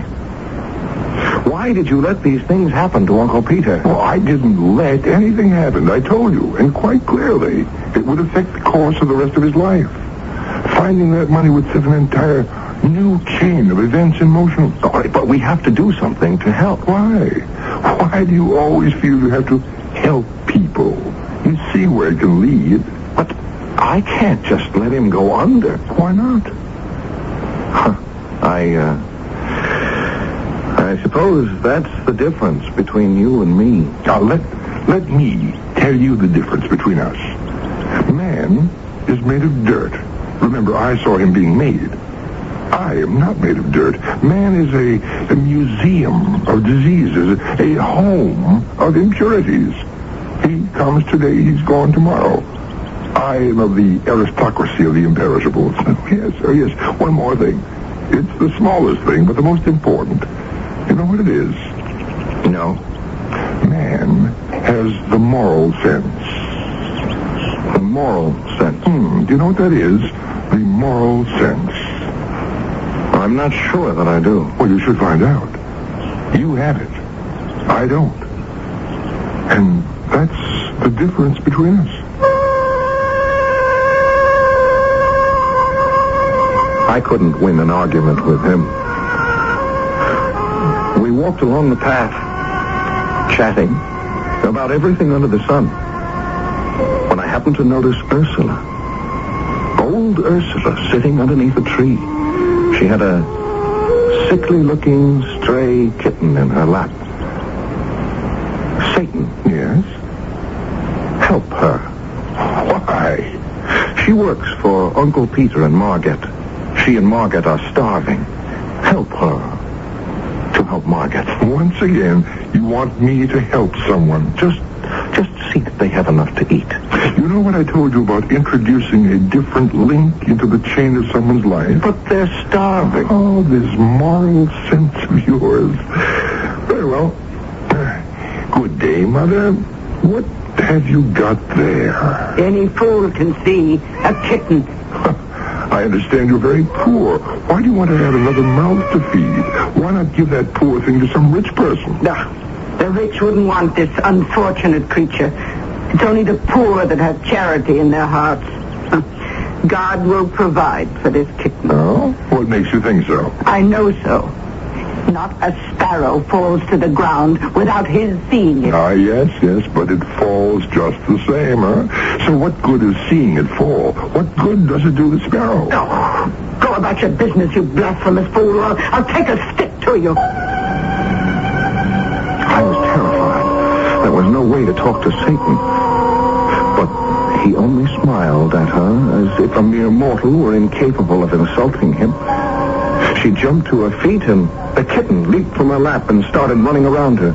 She was amazed. Why, what's come over it? A while ago, the kitten could hardly walk. Well, why don't you keep it?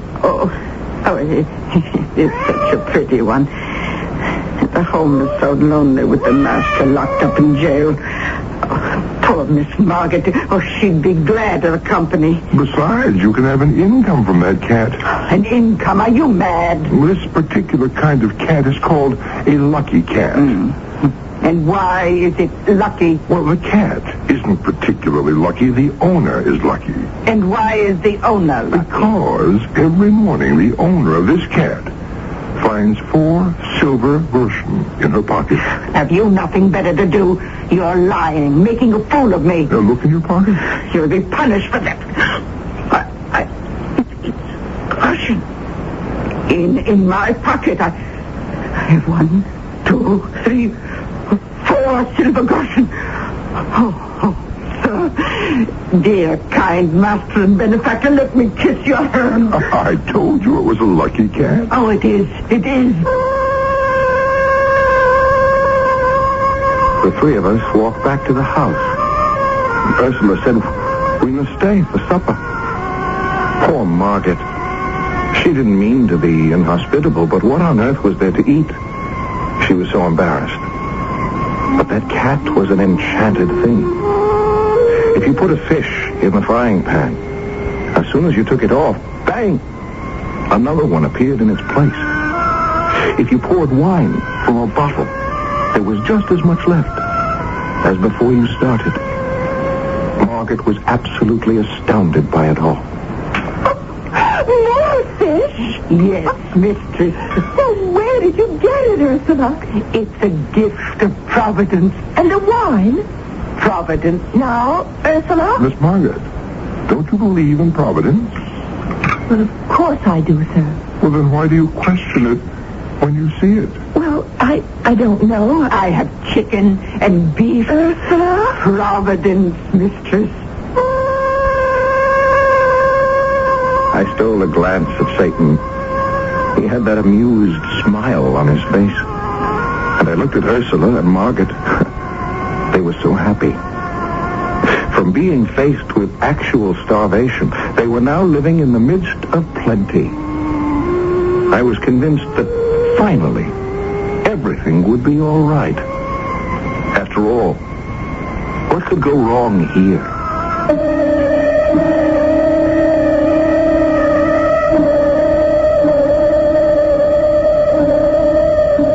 Our friend Theodore. He keeps thinking everything's going to be all right. At times, he forgets he's a character by Mark Twain, who liked to set his heroes up and then knock them down. We have some more ups and downs due in Act 3, which I shall bring to you in just a few moments.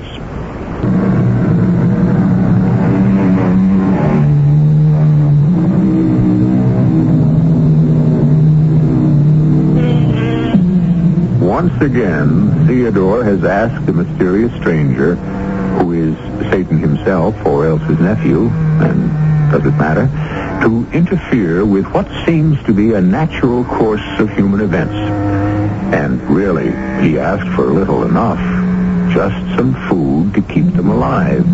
And the stranger certainly has been generous, probably too generous.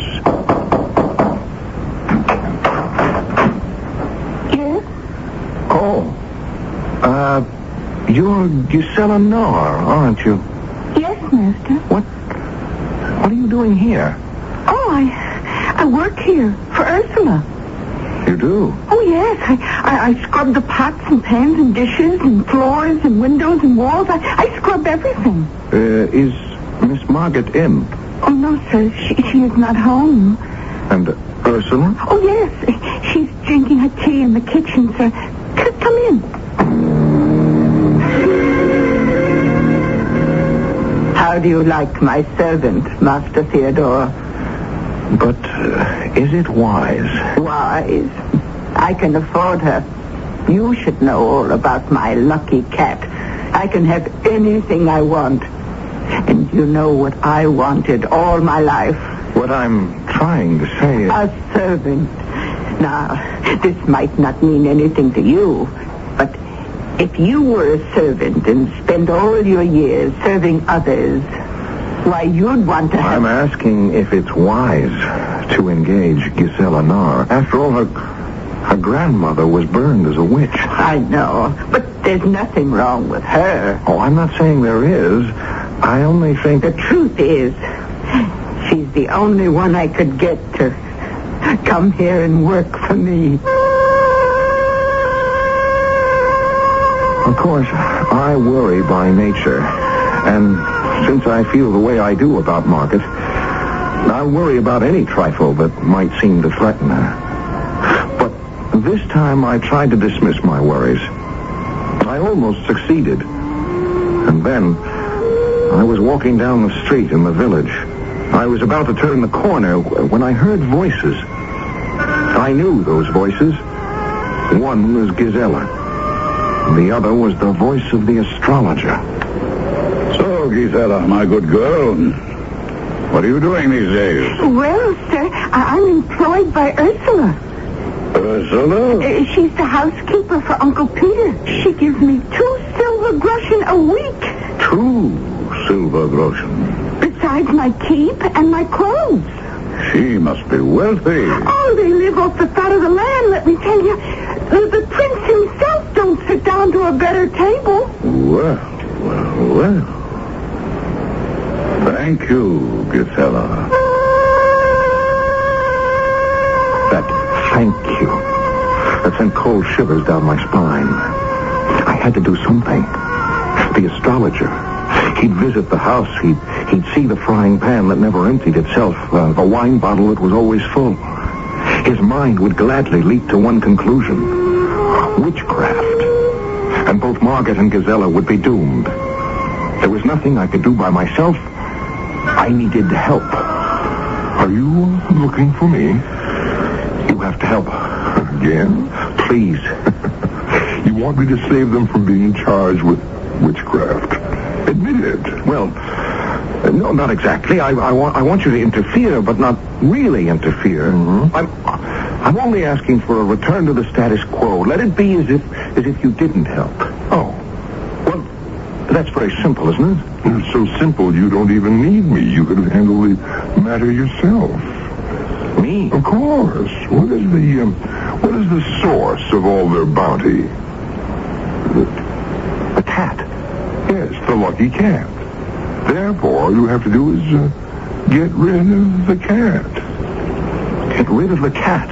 And kill the cat. No, but I couldn't kill an innocent animal in cold blood. Margaret will never talk to me again. If she's to be burned at the stake as a witch, she'll never talk to you again either. Are you actually weighing between Margaret on the one hand and that cat on the other? Oh, this moral sense that you humans have. Here, where are you going? He knew perfectly well where I was going, and I could hear him laughing off in the distance as I raced for Margaret's cottage. I prayed to be on time, to get there before the astrologer did. Theodore. Where's the cat? Why do you want it? Where is it? Your lives depend on it. You've taken leave of your senses. Oh, there she is. Theodore, put that cat down. What are you doing? I'm taking her away. Away? Why? Do you want me to kill her here in front of your eyes? Theodore, you can't. I said get out of my way. There isn't a moment to lose. Ah, good morning. I knocked, but no one heard, so I came in. Are we having a lover's quarrel? Oh, Sir Astrologer, I was just leaving. Theodore, I never want to see you again.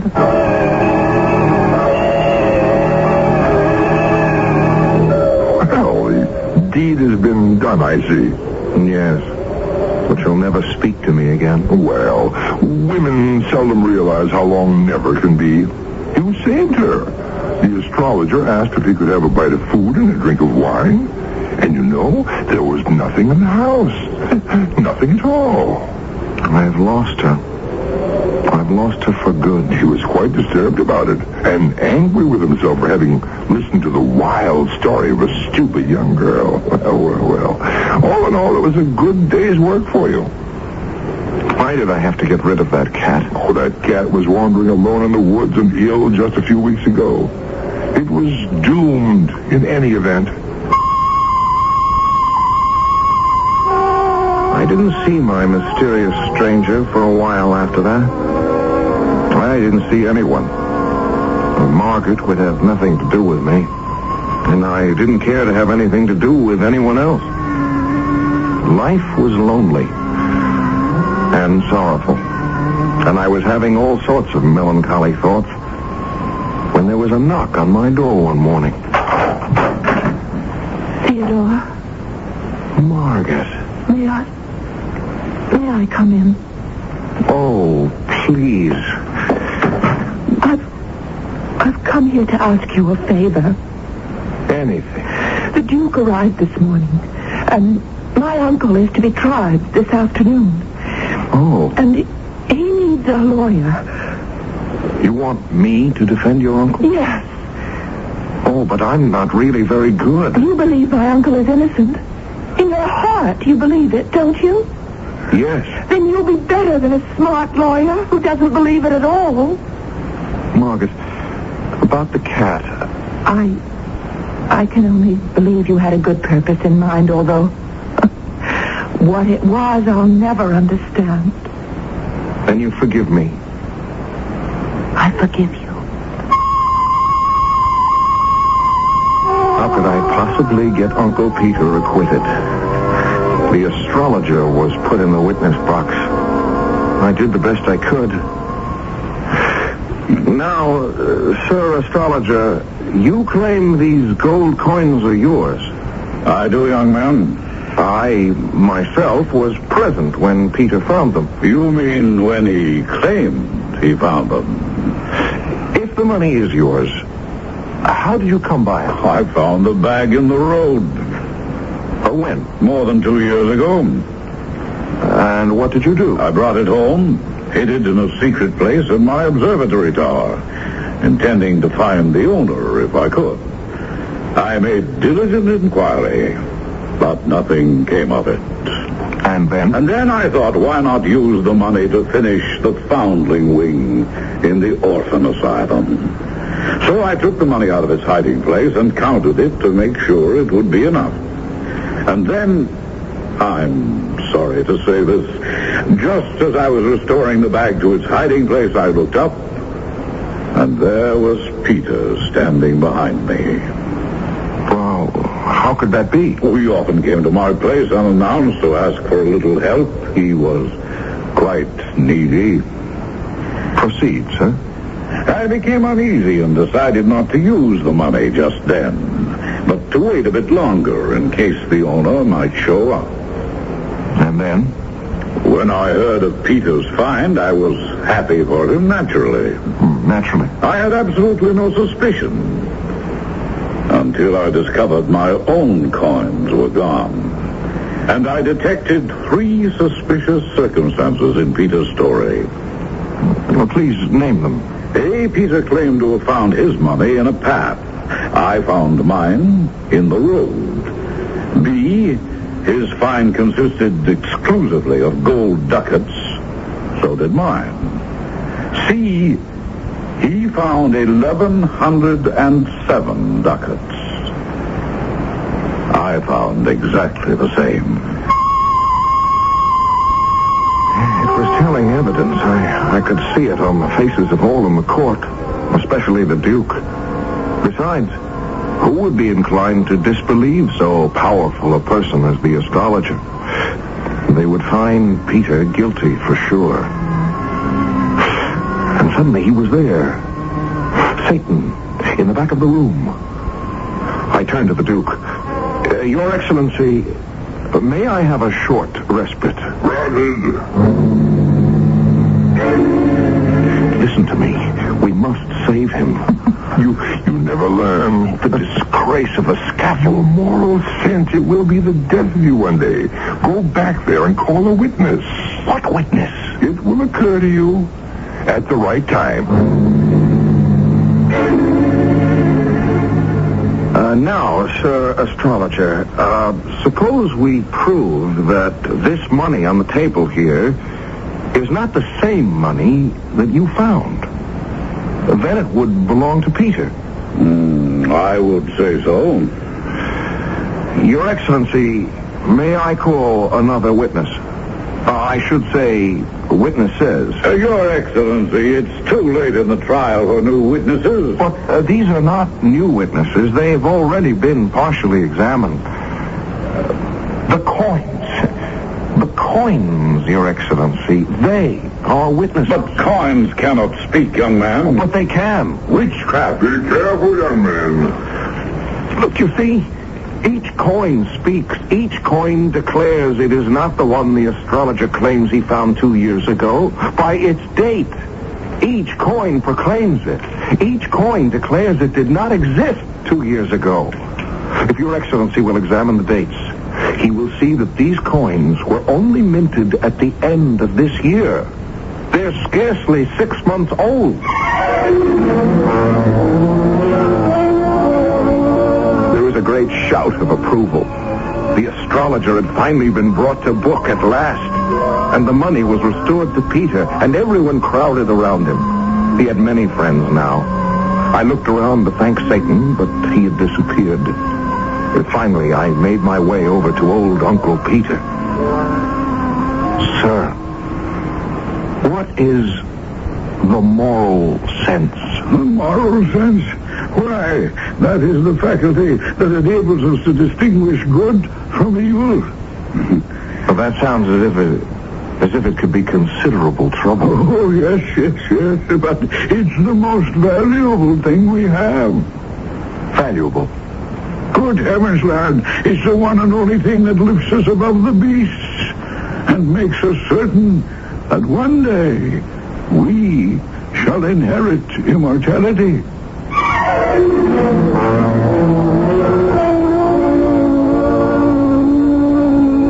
Theodore never saw Satan again. Not in this life, anyhow. But he never forgot him. And he never forgot the moral sense. either. Nor should you. Nor should I. And neither did Mark Twain. Even so, there were times when he insisted the thing was more trouble than it was worth. But there's never any trouble around here. You just wait around for a few seconds, and I'll be back. Here's a tip from your Better Business Bureau. Are you looking for a nursing home? Well, here are a few tips. Start by getting a list of the licensed facilities in your area from your local health department. Find out whether they are certified to receive Medicare and Medicaid payments. Also, talk to your friends and talk to your neighbors who've placed a family member in a home. You see, it's important to visit a nursing home to check the facilities and the services. For example, food handling, patient care, in-service staff training, housekeeping, and patient activities. Now, before you sign an admission agreement, you read it carefully, including the fine print, and ask a lot of questions about what's included in the price. A number of nursing homes charge extra for such items as wheelchairs, air mattresses, and personal laundry. A tip from your Better Business Bureau.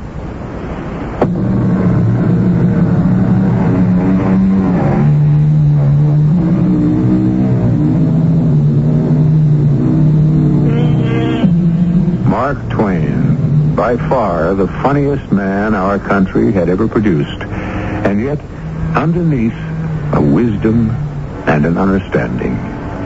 For it was Mark Twain who wrote, "What a silly, poor thing is human life. How childish its ambitions. How ridiculous its pomps. How trivial its dignities. How cheap its heroisms. How capricious its course. How brief its flight. How comic its tragedies. How tragic its comedies." And then, having said all this, he proceeded to make it all very funny. Our cast included Tony Roberts, Joe Silver, Marion Seldes, Bryna Rayburn, and Ian Martin. The entire production was under the direction of Hyman Brown. And now, a preview of our next tale. Intrastar is a fact. Not to my astronomers. Well, that means nothing. They are finite. Only their souls are infinite. And a few of them, in a disembodied state, have visited my planet. Dr. Sargent is one of those rare souls. You have told Mr. Dennison. Yes, everything. And he thinks you're a lunatic. That's right. You sit there and tell me you're from another planet. And I'm a god. And that Intrastar... Well, tell me more. Lord Z is the ruler. I'm his aide. Intrastar is the gathering place, a way station, if you will, for all the human souls. They arrive there after death for redistribution in the unborn. Reincarnation is a fact? Yes. This is E.G. Marshall inviting you to return to our Mystery Theater for another adventure in the macabre. Until next time, pleasant dreams.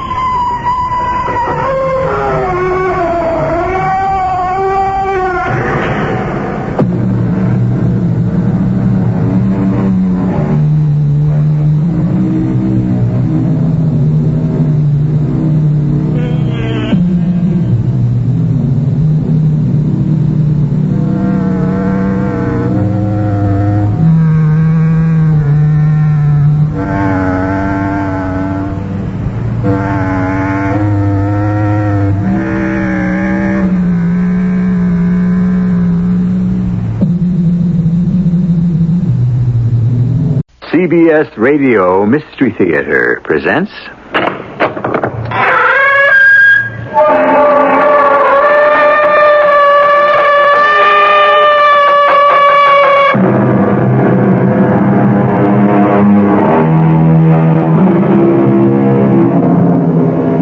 Come in. Welcome. I'm E.G. Marshall. For those of us who grew up listening to the chug-chug of steam and the lure of that mournful whistle in the night, the romance of the railroad will never die. Nowadays, of course, trains are different. Yet the clickety-clack of the wheels remains the same, and the whistle still speaks of strange and faraway places. I hope the romance still lingers long enough for me to bring you this story. The whole point was, you see, that it didn't matter where they thought they were going, because they were really all dead. That ain't true about us, Mrs. Winsome. I can assure you, we're all very much alive. You know, Mr. Conductor, you're the very last one in the world I would trust to tell me the whole truth.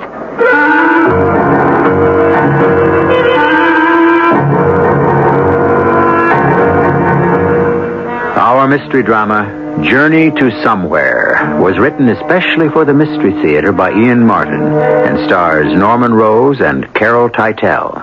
It is sponsored in part by True Value Hardware Stores and Buick Motor Division. I'll be back shortly with Act One. Why are so many people buying Buick's new Century? Well, it depends on who you ask. Mrs. Marcia Resnick? It holds the road, and it drives really smooth. It's nice. And Mrs. Phil Jackson? I like it because it's roomy. And Mr. Jackson, he can't even begin to tell you all the reasons why he likes their new Buick Century. I really wouldn't know where to start. But then that says a lot about Buick's new Century and why it's drawing a crowd at your Buick dealers.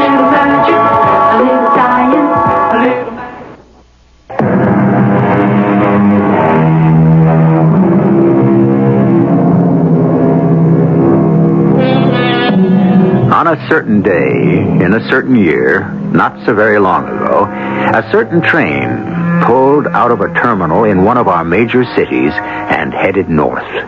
It was traveling what was little better than a spur track. There were few stops along this line to Skeffington Junction, and just as well.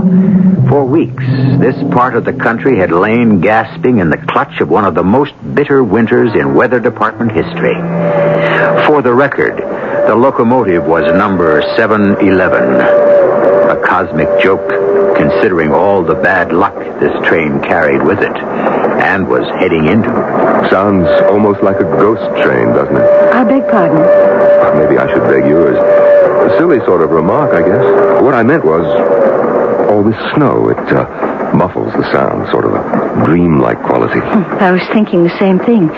Looking out the window, a world smothered in white silence, swallowing up, absorbing the sound. It is a ghost train. A sad opening gambit for a conversation. Forgive me, my name is Henry Thorpe. How are you, Mr. Thorpe? I'm Julie Conrad. I suppose I should say was. Oh, now, don't tell me that you're a disembodied spirit. It isn't something I can joke about. Not after 23 years of marriage. Oh, I'm sorry.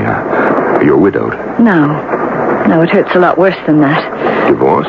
That's the polite name for it. It can be a dirty business, Mr. Thorpe. Just for your information, if you've never been through it. I haven't. My wife died. Oh, well, I'm sorry.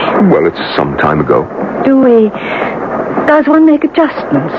Well, I guess it's up to the individual. I have not been roaringly successful, or I suppose I wouldn't be on this train. Nor, I suppose, would I. It might be interesting to pursue just what that means. I beg your pardon, sir, but could the lady please take care of my patient? And could you help me? Oh, get the conductor. Oh, dear lady, what is it? My patient is in the seat just across the aisle, a few seats back. She's not ill, just elderly. Her name is Mrs. Winsome. Mr. Thorpe, help this woman. I'll go and take care of Mrs. Winsome. Oh, yes, of course. Now, what can I do for you, nurse? We'll need the conductor. Would you get me to a hospital? I'm having, I believe, an acute appendicitis attack. All right. Now, take it easy, nurse. Mrs. Winsome? Oh, yes? Now, how did you know my name? Well, I'm sitting a few seats in front of you. Your nurse told me your name. Did she? Oh, but what happened to her? Well, I'm afraid she's not feeling too well. Dear me, that's rather strange. Why? Because she's supposed to be in charge of me. Well, you aren't well? Of course I am. just the way they feel. They? My daughter and that dreadful husband. They just wanted to get rid of me. So they stuck little Miss Brown with carting me off to be incarcerated. To be what? Locked up in a nice, safe nursing home. Mrs. Winsome, could we talk about you a little later? Of course. Everyone always wants to talk about me a little later. But somehow, the time never comes around. Who did you want to talk about? Oh, just for the moment. Your nurse. What's the matter with her? Well, she thinks she may be having an appendix attack. Oh, dear. Then we must stop the train immediately. Well, I think they're discussing it. I mean, I see Mr. Thorpe is talking with the conductor. Now, what are we going to do? Well, it ain't but a few miles to Lambert up ahead. I'm going front to tell the engineer we'll be making an emergency stop. Or do they have a hospital in Lambert? Oh, Doc Prouty has a clinic I reckon will have to do. We'll phone on ahead and alert him. I'll be right back. He said there is a doctor. Yes, that's right, nurse. Well, I hope that solves me. Now, what am I going to do about my patient? Surely we can find accommodations for her, too. No, you don't understand. She can't manage alone. And besides, she should be gotten to the sanitarium as soon as possible. Where is the sanitarium? In Skeffington Junction. It's about 6 or 7 minutes from the station. You know the town. Well, I was born there, but I left a long time ago. Do you remember Little Falls Ridge? With the big Indian teepee on top of it? Oh, bless you. That blew down years ago. They've got the sanitarium there instead. If only... Now, you just try to rest. And don't worry. I'll get your patient there for you, okay? That is a load off my mind. Now, if you go by my purse, there's a big envelope beside it with all the papers. Now, would you bring it, please? Well, I don't like to leave you alone. No, I'll be all right. I want to check and make sure you have everything. Oh, I think we must be coming into Lambert now. Won't be a second. Miss. Yes, sir? This lady isn't feeling well. Would you mind keeping an eye on her for just a minute? Well, I don't know if I can... Please, it's an emergency. Oh, okay, sir, I'll do my best. I'll be right back. Ma'am, excuse me, but, this man asked me could I help you. Is there anything I can do? I'm sorry, you heard. If you just tell me how I could help you. Ma'am? Lady, wake up. Please. No, mister. Where did he go? Hey, watch it, lady. Don't fall off the seat. Hey, you. Me? Yeah, you. Come here. Will you please help me? Help me. What's the matter? Your mother passed out or something? No, she's not my mother. She's just some woman that's sick. Now, here, help me get her back on the seat, will you? Well, why not? Give me a lift right here, okay? Okay. There. She's all right.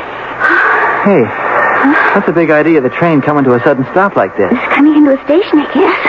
I don't see nothing out there but snow and snowbanks. Hey, where'd that conductor go? Oh, search me. Hey, what's eating you, whoever you are? Nothing. I just don't like it.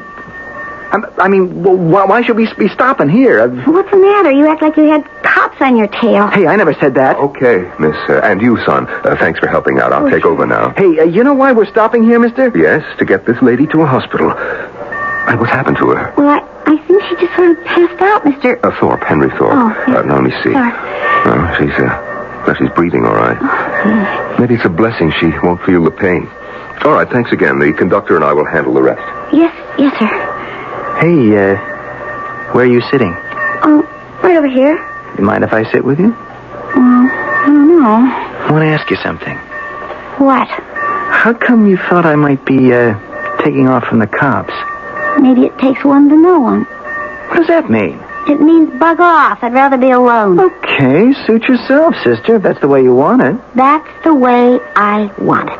Ladies and gentlemen, we've made an emergency stop. There'll be no one boarding the train, and with the exception of the lady we have to get to the hospital, no one will leave it. There's a bad storm out there, and we'll be pulling out first chance we get, because we're running late. How long you think we're going to have to hang around this whistle stop? I don't know, till they get the nurse down to a hospital, I guess. What's going to happen to the old lady she was taking care of? Oh, Mr. Thorpe said he'd look after her. Who's Thorpe? Well, that guy who came over when you were helping me get the nurse back on the seat. The one who got off with the conductor and the guys with the stretcher? Yeah. Yeah. Suitcase Sam. No, I think he said his name was What do you mean, Suitcase Sam? Oh, it's just a name I gave him in my mind, like. Why? Hey, wait a minute. Who asked you to sit down? Me, myself? My name's Duke. What's yours? Linda Now, what's it to you? Well, does it hurt to know your name? Linda what? Goes both ways. Duke what? Okay, so, Linda Duke. How come you call Mr. Thorpe Suitcase Sam? Oh, that. You ever notice the way he hangs on to his briefcase? Ever since he got on the train, no matter what he does, he never lets go. Helps out the old lady, lugs the briefcase. Goes off the train, it still goes along like it was chained to him. How come? Well, he has important papers in it. Money, I don't know. Why? This crummy old train, headed for practically nowhere. 5 of us in this coach now that the nurse is gone. Ever stop to figure what brings us all here? No, I got my own problems. Sure. We got problems, all of us. Hey, who are you? I told you, Duke. A student of life. Well, what are you trying to say? There are 5 of us right here, and we've got one thing in common. We're all on the lam, running like hell from something or other. Okay, everyone, we're sorry for the delay. You'll be glad to know that the lady who is sick is in good hands. By now, in spite of the weather, she's at the clinic about to have her appendix removed and in A1 condition. So, we'll be getting rolling again. Did you hear what the conductor said, Mrs. Winsome? Oh, yes. In spite of my age, my hearing is quite unimpaired. Tell me, is Nurse Brown all right? Well, I believe so. Excuse me, Mr. Thorpe, just collecting tickets. Thought exciting for clean slipped my mind. Oh, sure, conductor. Here's mine. The other lady... I got the 2 young people and her. Just Mrs. Winsome's and the nurse left. Miss Brown put them right there on the back of the seat. That's right. Let's see. One way for you, I reckon. Return ticket for her. Should have gotten that to her. How do you know the return isn't for me? Well... Or for Mr. Thorpe? Is it? Well, no, the return trip was Miss Brown's, the nurse. Cozy, isn't it? 5 of us left on the journey. All one-way tickets. They aren't they, conductor? Why, yes. My, what a night. Can't see anything out of this window. For all we know, we could be plunging straight into a void. Well, I doubt it. As long as the train stays on the tracks. They do lead somewhere, you know. Do I? Do you? I wonder where. Skeffington Junction. That's where I'm headed. Are you sure? I don't quite understand. I saw a play once about some people on an ocean liner traveling in a fog. And none of them really knew where they were going. Oh, yes. Outward bound. That's right. The whole point, you see, was that it didn't matter where they thought they were going, because they were really all dead. Well, that ain't true about us, Mrs. Winsome. I can assure you, we're all very much alive. And there was a steward on the ship just like you. Do you know, Mr. Conductor, in this circumstance, that you are the very last one I would trust to tell me the whole truth? We shouldn't pay too much attention to the vagaries of an old lady who is on the way to being institutionalized. Or should we? The passengers are an odd assortment of lost, unhappy people. What urges them towards Skeffington Junction? What is there for them, if indeed they ever reach it? And if they don't, what will be their ultimate destination? I shall return shortly with Act 2. This year, give Mom a gift she can appreciate long after Mother's Day is over. Like a name-brand kitchen appliance from True Value Hardware stores. Hi, Pat Summerall to suggest you give her a Presto Fry Baby Deep Fryer. It deep fries 1 to 2 servings of fish, shrimp, chicken, or other fried foods in just minutes, in just 2 cups of cooking oil. And the lid snaps on to store the oil for the next use. Or give Mom the Bun Drip Coffee Maker from True Value Hardware stores. It brews up to 48 ounces of coffee in under 3 minutes and heats water for soup, tea, or cocoa. And the Bun Drip coffee maker comes in white with an exclusive fruit cluster design, available only on True Value Hardware Store's collection of name brand kitchen appliances. This Mother's Day, give Mom a name brand kitchen appliance, like the Presto Fry Baby Deep Fryer or the Bun Drip coffee maker from participating True Value Hardware stores. And remember that True Value is more than just a name. It's our way of doing business.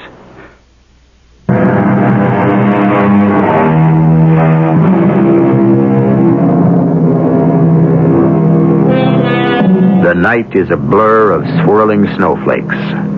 The searchlights from the locomotive bombard the gloom. The rails gleam bright, leading the train surely towards its destination. Inside the first coach, our passengers are as we left them. But from the cold, wild night outside, phantoms have penetrated the interior warmth. And an old lady's voice has stirred in all our travelers the dead ashes of loss and desertion. Only Gus, the conductor, is left unaffected. We must be running very late, conductor. Lost pretty near an hour. Can you estimate what time we might be getting into Skeffington Junction? Pretty hard to say, the way the weather's shaping up. You want me to go up forward and check? Yeah, I wish you would. Yeah, I'll do that little thing. Mrs. Winsome? Yes? I just thought I'd like to kind of point out if we really had like you say, a date with destiny, it sure wouldn't be hit or miss like this, would it? I wouldn't have thought so before, but now that you mention it, perhaps this is just the way it should be. I'll get up on forward and talk to the engineer. That man is hiding something. Oh, I don't think so. Hiding what? The truth. About what? I can't answer that.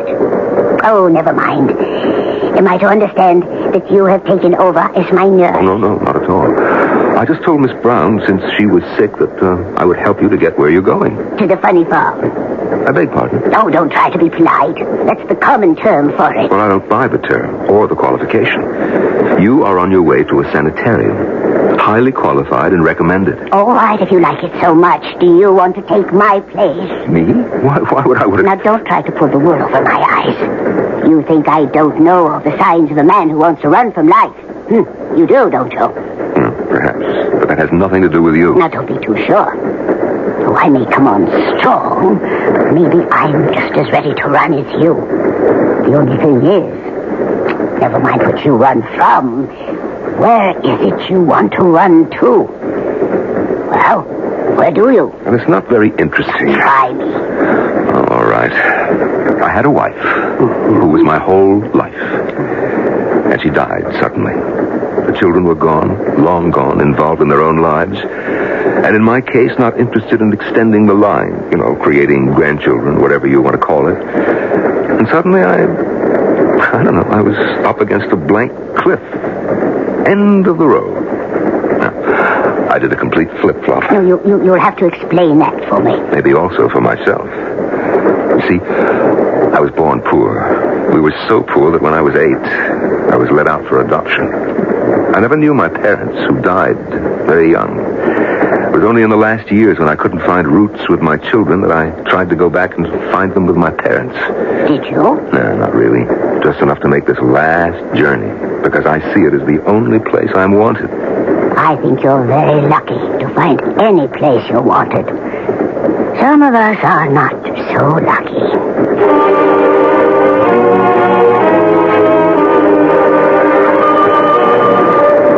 Sit down for a moment? Oh, no, why not? But what about your charge? Mrs. Winsome is enjoying the kind of sleep that only the very young or the very old seem to be capable of. You sound a little bitter. I am. And I should be the last to criticize. So am I. Oh? What are you bitter about? Life, and whatever prolongs it. This endless trip. Why do we have to just put along? It's a pretty wild storm out there. The train doesn't have to see where it's going. The tracks are laid out. It just has to go. That's why I picked it. To go where? Skeffington Junction? Mainly to anywhere I wasn't. I don't know how to answer that. Who asked you to? Just just the normal process of give and take between two human beings. Haven't we gotten to the time of life where that shouldn't be necessary? If you want to argue cases, why don't you consult them? Consult who? Those two so-called kids over there. Ask them about the state of the universe. They know it all. They have it all tabbed, leaving the two of us just two outmoded nothings to cop out. The faster the better. No, wait just a minute. Forget it. Ask a foolish question, you get a foolish answer. What's so foolish about my answers? Anytime any of us give up on living, wouldn't you say that it's foolish? No. Anyway, I'd have laid odds you'd be the first to understand. Me? Why? Things you said when you first intruded on my privacy. This whole crazy setup. What's a well-dressed, obviously successful businessman like yourself doing on a flea-bitten train like this to nowhere? I'm going to Skeffington Junction, aren't all of us? I don't know. There aren't any other stops between here and there. Well, then that must be where we're going. Don't tell me you have business there. Well, as it happens, I have. Don't you? Not really. This is a pleasure trip? That it is not. Definitely not. Well, then why? Oh, call it a stepping-off place? To where? That's a good question. Why don't you ask the others? Except poor little Mrs. Winsome. She knows where she's going. It really is the end of the line for her. Well, it might not be so bad for her. You're an optimist. And you? Since the roof of my world fell in, I expect only the worst. Now, look, Mrs. Conrad, you're a young woman. You lost a husband recently, all right.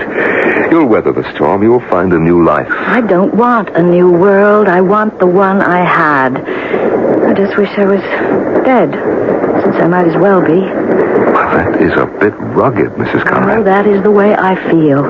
It takes all kinds of women, I imagine, to make a world. My kind, or maybe it's just me. My kind is symbiotic. Symbiotic? Forgive me. I once was a biology major. Symbiosis is the living together of two different but mutually interdependent organisms. Take away one of them, and the other dies. Well, there couldn't be anything much different than man and woman, could there? But your husband... Oh, he's a survivor. He'll adapt. Not me. Without him, I'm dead. So, you're running away. Or towards... Toward what? Skeffington Junction. It's a miserable, scrubby little town, you know, except for the hotels. But it's a jumping-off point for one of the most glorious sights in the world. Those wild, cascading, plunging waters with the spindrift hanging in the air to condense in your hair like diamonds or pearls. He said I was wearing a Juliet's cap. I was in fairyland or Camelot, or you pick your own heaven on earth. And it never changed till it changed. I spent my honeymoon in Skeffington Junction. Began my whole life there. So did I. I was born there. Is that why you're going back? More or less. To try to find a new life? No, that isn't possible for me. But it could be for you. Oh, no way. I'm just going there to say goodbye. Mrs. Conrad, forgive me, but Look, Mr. Thorpe, if you have an urge to save a life, forget the two you've squandered yourself on so far. The two? Mrs. Winsome and me. Why don't you concentrate on the really lost? I don't know quite what you mean. Another of my failures was my children. Not so much unlike those two. Why do you suppose they're going to Skeffington Junction? I wouldn't have the least notion. Oh, you are a very persuasive man. If you have this missionary urge, go save a couple of souls young enough to maybe make a difference in the eternal balance. Oh, you misunderstand me, Mrs. Conrad. I'm the last person to have any missionary urges. In my own way, I'm just as dead as you profess to be.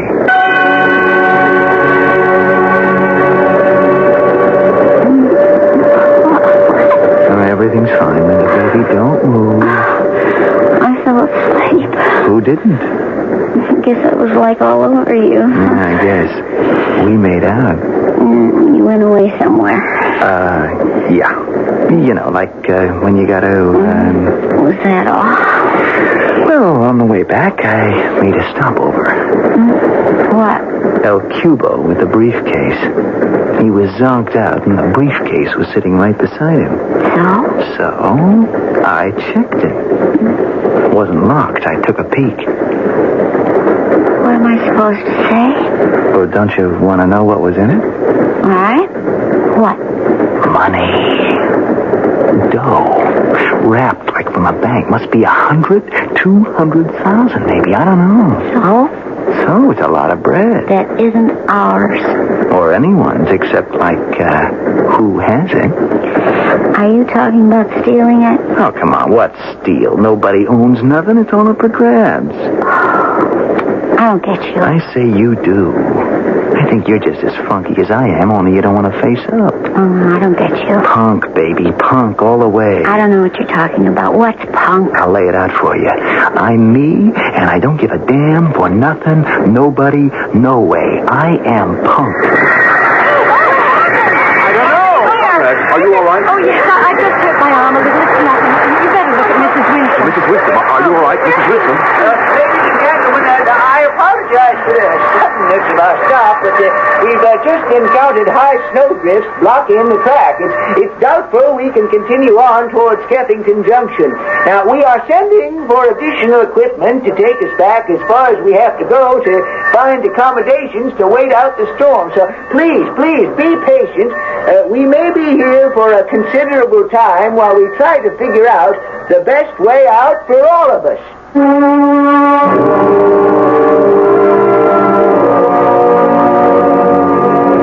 The best way out for all of us. An old lady who is being railroaded into an old folks' home against her will. A woman who feels her life is already over. A man who has turned from the living to the dead. A self-confessed punk who cares about nothing but himself. And a young girl whose secret is still locked behind two dark and frightened eyes. What is the best way out for all of these? I shall return shortly with Act 3. Maybe you've got a neighbor who just bought a new Electra, and he's gotten so smug and self-satisfied lately you can't stand it. Well, look at it this way. If you had just gotten a car with all the luxury and prestige of Electra, and a trim European-like design that makes it easier than you might imagine to park and maneuver in city traffic, wouldn't you be a little insufferable for a while? We thought so. The new Electra at your Buick dealers now.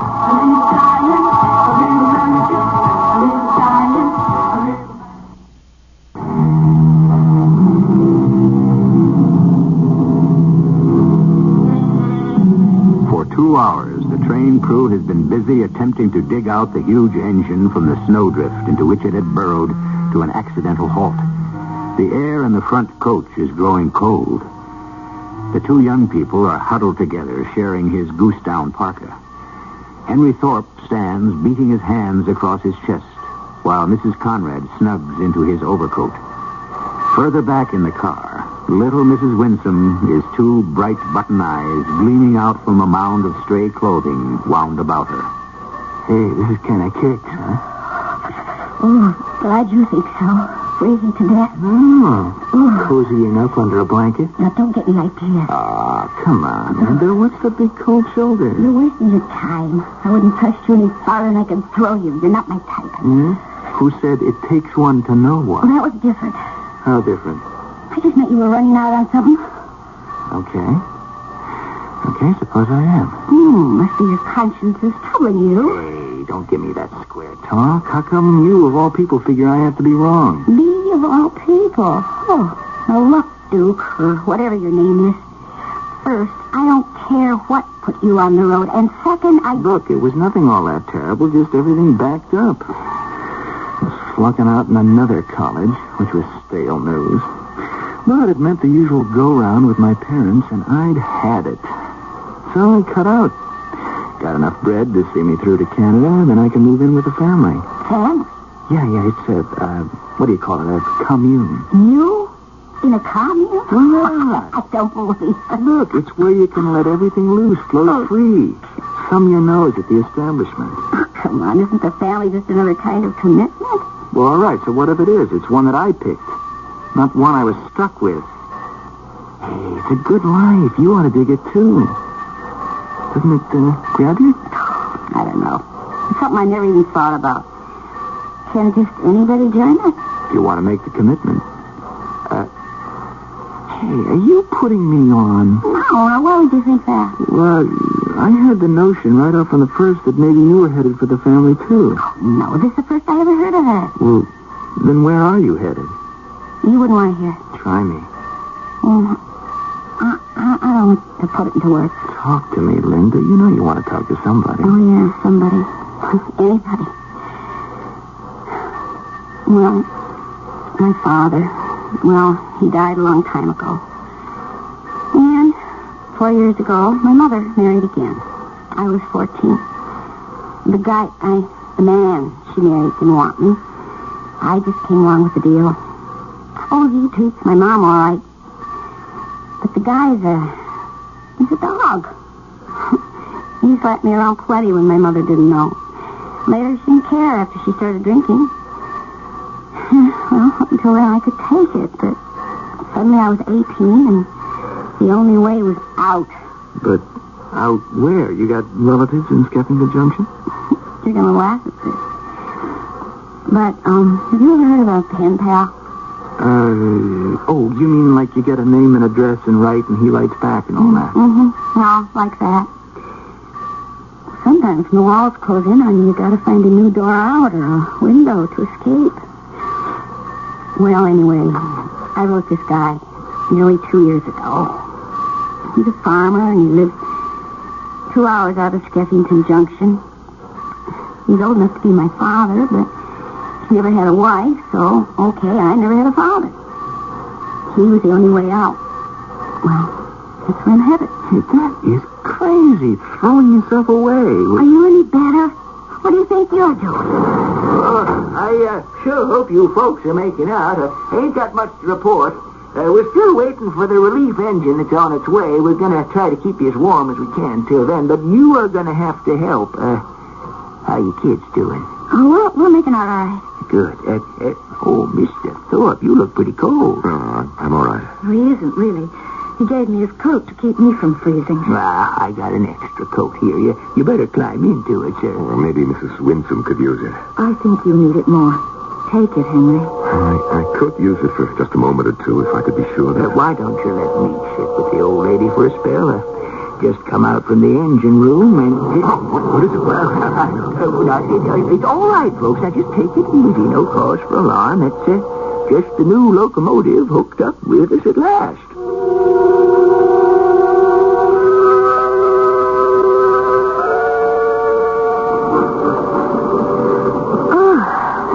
Really getting warm again, Mr. Conductor. We're going back, aren't we? We are. Guess in our own ways, none of us here were all that anxious to get to Skeffington Junction this time around. Where will we end up? I don't rightly know.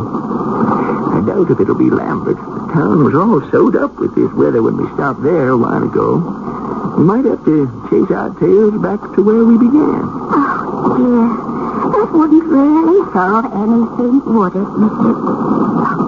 I'm so sorry. I don't know your name.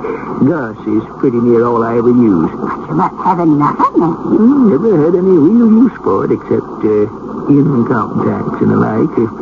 Summers, it is. It's not much of a name in weather like this. Summers? Oh, I find it a very nice name. And a cheap one.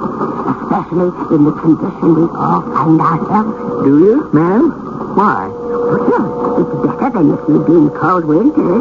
Might have been better if I had. What? This extra little jaunt, Mrs. Winston. You know it as well as me. It's only what do you call it when a fella that's condemned to die gets word from the governor or the king? Reprieve. Oh, that's it, reprieve. But it ain't gonna last long. I don't quite understand. No. same boat, huh? Nobody wants us anymore. I'm 65. The boom falls. I got to retire. There goes my whole life. I never had nothing but the railroad. Take that away, I'm only waiting out the years. That is my case entirely. We are both in the same boat. Well, Mr. Thorpe, anything I can do? No, Gus. Stay where you are. I just had a sudden urge for a cigar. I'm going out to the platform to indulge it. How is Mrs. Conrad? Well, she's fast asleep. I didn't want to disturb her. I don't think anyone else should. Gus, when do you think we'll be stopping? Well, not this side of the Guzman Bridge. How long is that? Well, we should be crossing in another 2-3 minutes. Oh, fine. Now, if you'll excuse me. Such a pity. That nice man without a wife. Lonely. And there's a woman just made to order for him. Beg pardon? The lady who is sound asleep. Divorced. Lonely as him. You'd like to see them together? It'd be nice. But not reasonable, Mrs. Winsome. Any more reasonable than these 2 kids who are coming this way. Now, what do you suppose they want? Hey, conductor, it's getting kind of steamy in here. Okay if we go out on the platform for a breath of air? I hope you don't mind. Oh, no, of course not. You can have a little visit with Mr. Thorpe. He's out there having a cigar. Oh, cheer up. Neither of us smoke. We'll leave you some air to breathe. That was sweet. What? Thinking of the non-smokers. Maybe there's some hope for you after all. Like how? Maybe you're not all punk. You want to get the door? Oh, yeah, sure. Oh, hi, Mr. Thorpe. You mind if we join you here on the platform? No, not at all. If you don't mind the cigar. Linda? No. We've been so cooped up. Can we get some real fresh air? Well, we could crack the outside door open just a piece, okay? Oh, solid. Here, let me help. Oh, no problem. There we are. Except, where are we, really? Well, the conductor said we should be crossing the river and... Oh, yeah, I guess we're on the bridge now. It's been a strange trip, hasn't it? Yeah. One I don't care ever to take again. Or me. I don't know if I can agree. Oh! Hang on for your lives. The bridge gave way. What? Oh. We're hanging on the edge by a thread. I have the door open. Jump! No! Jump, it's your only chance!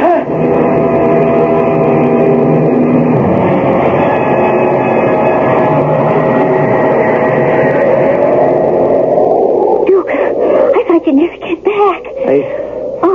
I'm sorry. I'm kind of sick to my stomach. Did you hurt yourself when you jumped? No, it's not bad. Well, then what? The train. It's gone. Gone? Yeah, the weight of the snow must have weakened the bridge, and when we went back over it just gave way, and the whole train went whacking into the river. Oh, my. Broke the ice, sank like it had just never been. Well, our car, we were the last one, didn't it? And the 3 of us jumped just in time to make the snowbank, and our car got pulled down with the rest. And the old lady, the conductor, Mrs. whatever her name was. Yeah, gone. Oh, my. Wiped out. Oh, Duke. I'll tell you, Linda, it makes you sit up and take a new look. I just sacked out. Look. Hey, how's Mr. Thorpe? I don't know. Well, he's alive. Sir, you all right? Something happened to my back when we jumped. Is there anything we can do to help? No, don't try to move me. This way, this moment, it doesn't hurt too much. Sir, we've got to get you out of here. Why? You want me as another statistic? Forget it. Oh, you know that's not what we want. I know, Linda. But I'm long past caring what you want from me. It's what I want from you that's important. I want you both as another statistic. What? 6 of us. That we know of, 6 of us on that train. 4 of us ready and composed to die. Not you, sir. We won't mention the disease, but it was progressing so fast, I would have been destroyed in weeks. All the others had no real future like me, except you two. And that is the miracle, that you are here. I had a briefcase somewhere. Yes, it's here. Lucky always carries it with you, the one with the money. I'm glad that you know what it contains. No, we don't want the money. Just tell us right. Don't say you don't want it. My own children are long ago taken care of. This money is from a safe deposit box. No one knows of it but me. What did you mean it for? Well, once I thought I would build a mausoleum for my parents who were buried in a pauper's grave. You see, that's where I was taking it. To die myself and lie with them. Now, I know that was stupid, and I want... No. Yes, you want? I want this money to be for the young and for the future. I leave it to you to use as you see best fit. Who is he? I guess. Who? Well, what about the money? You heard what he said. You mean we take it? We take it and use it for things that he might have wanted it used for. Oh, I doubt if he'd have okayed the punk psychology. Oh, come on. I don't mean it like that. Well, then how do we use it? There'll be a way. As long as it helps some young people, I don't guess he'd fault us too much. Us? Hey, I got a date with a man who wants to marry me. You've got a date with a man who wants to use you. We've got a better date. We? Okay. Us. With $100,000 and the memory of this trip, of how wrong we could have gone. How can we lose? Are you propositioning me again? I'm trying to make you an offer you can't refuse.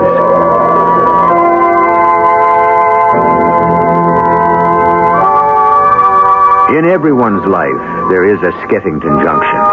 That particular private place where, when life becomes too much to bear, you can run and jump off, or perhaps just bury your head in the sand. Of course, there is no such place in reality, for life itself ordains the pattern we must follow and the end that waits for us. Only the living have that second chance to make changes. So, make them while you can. I'll be back shortly.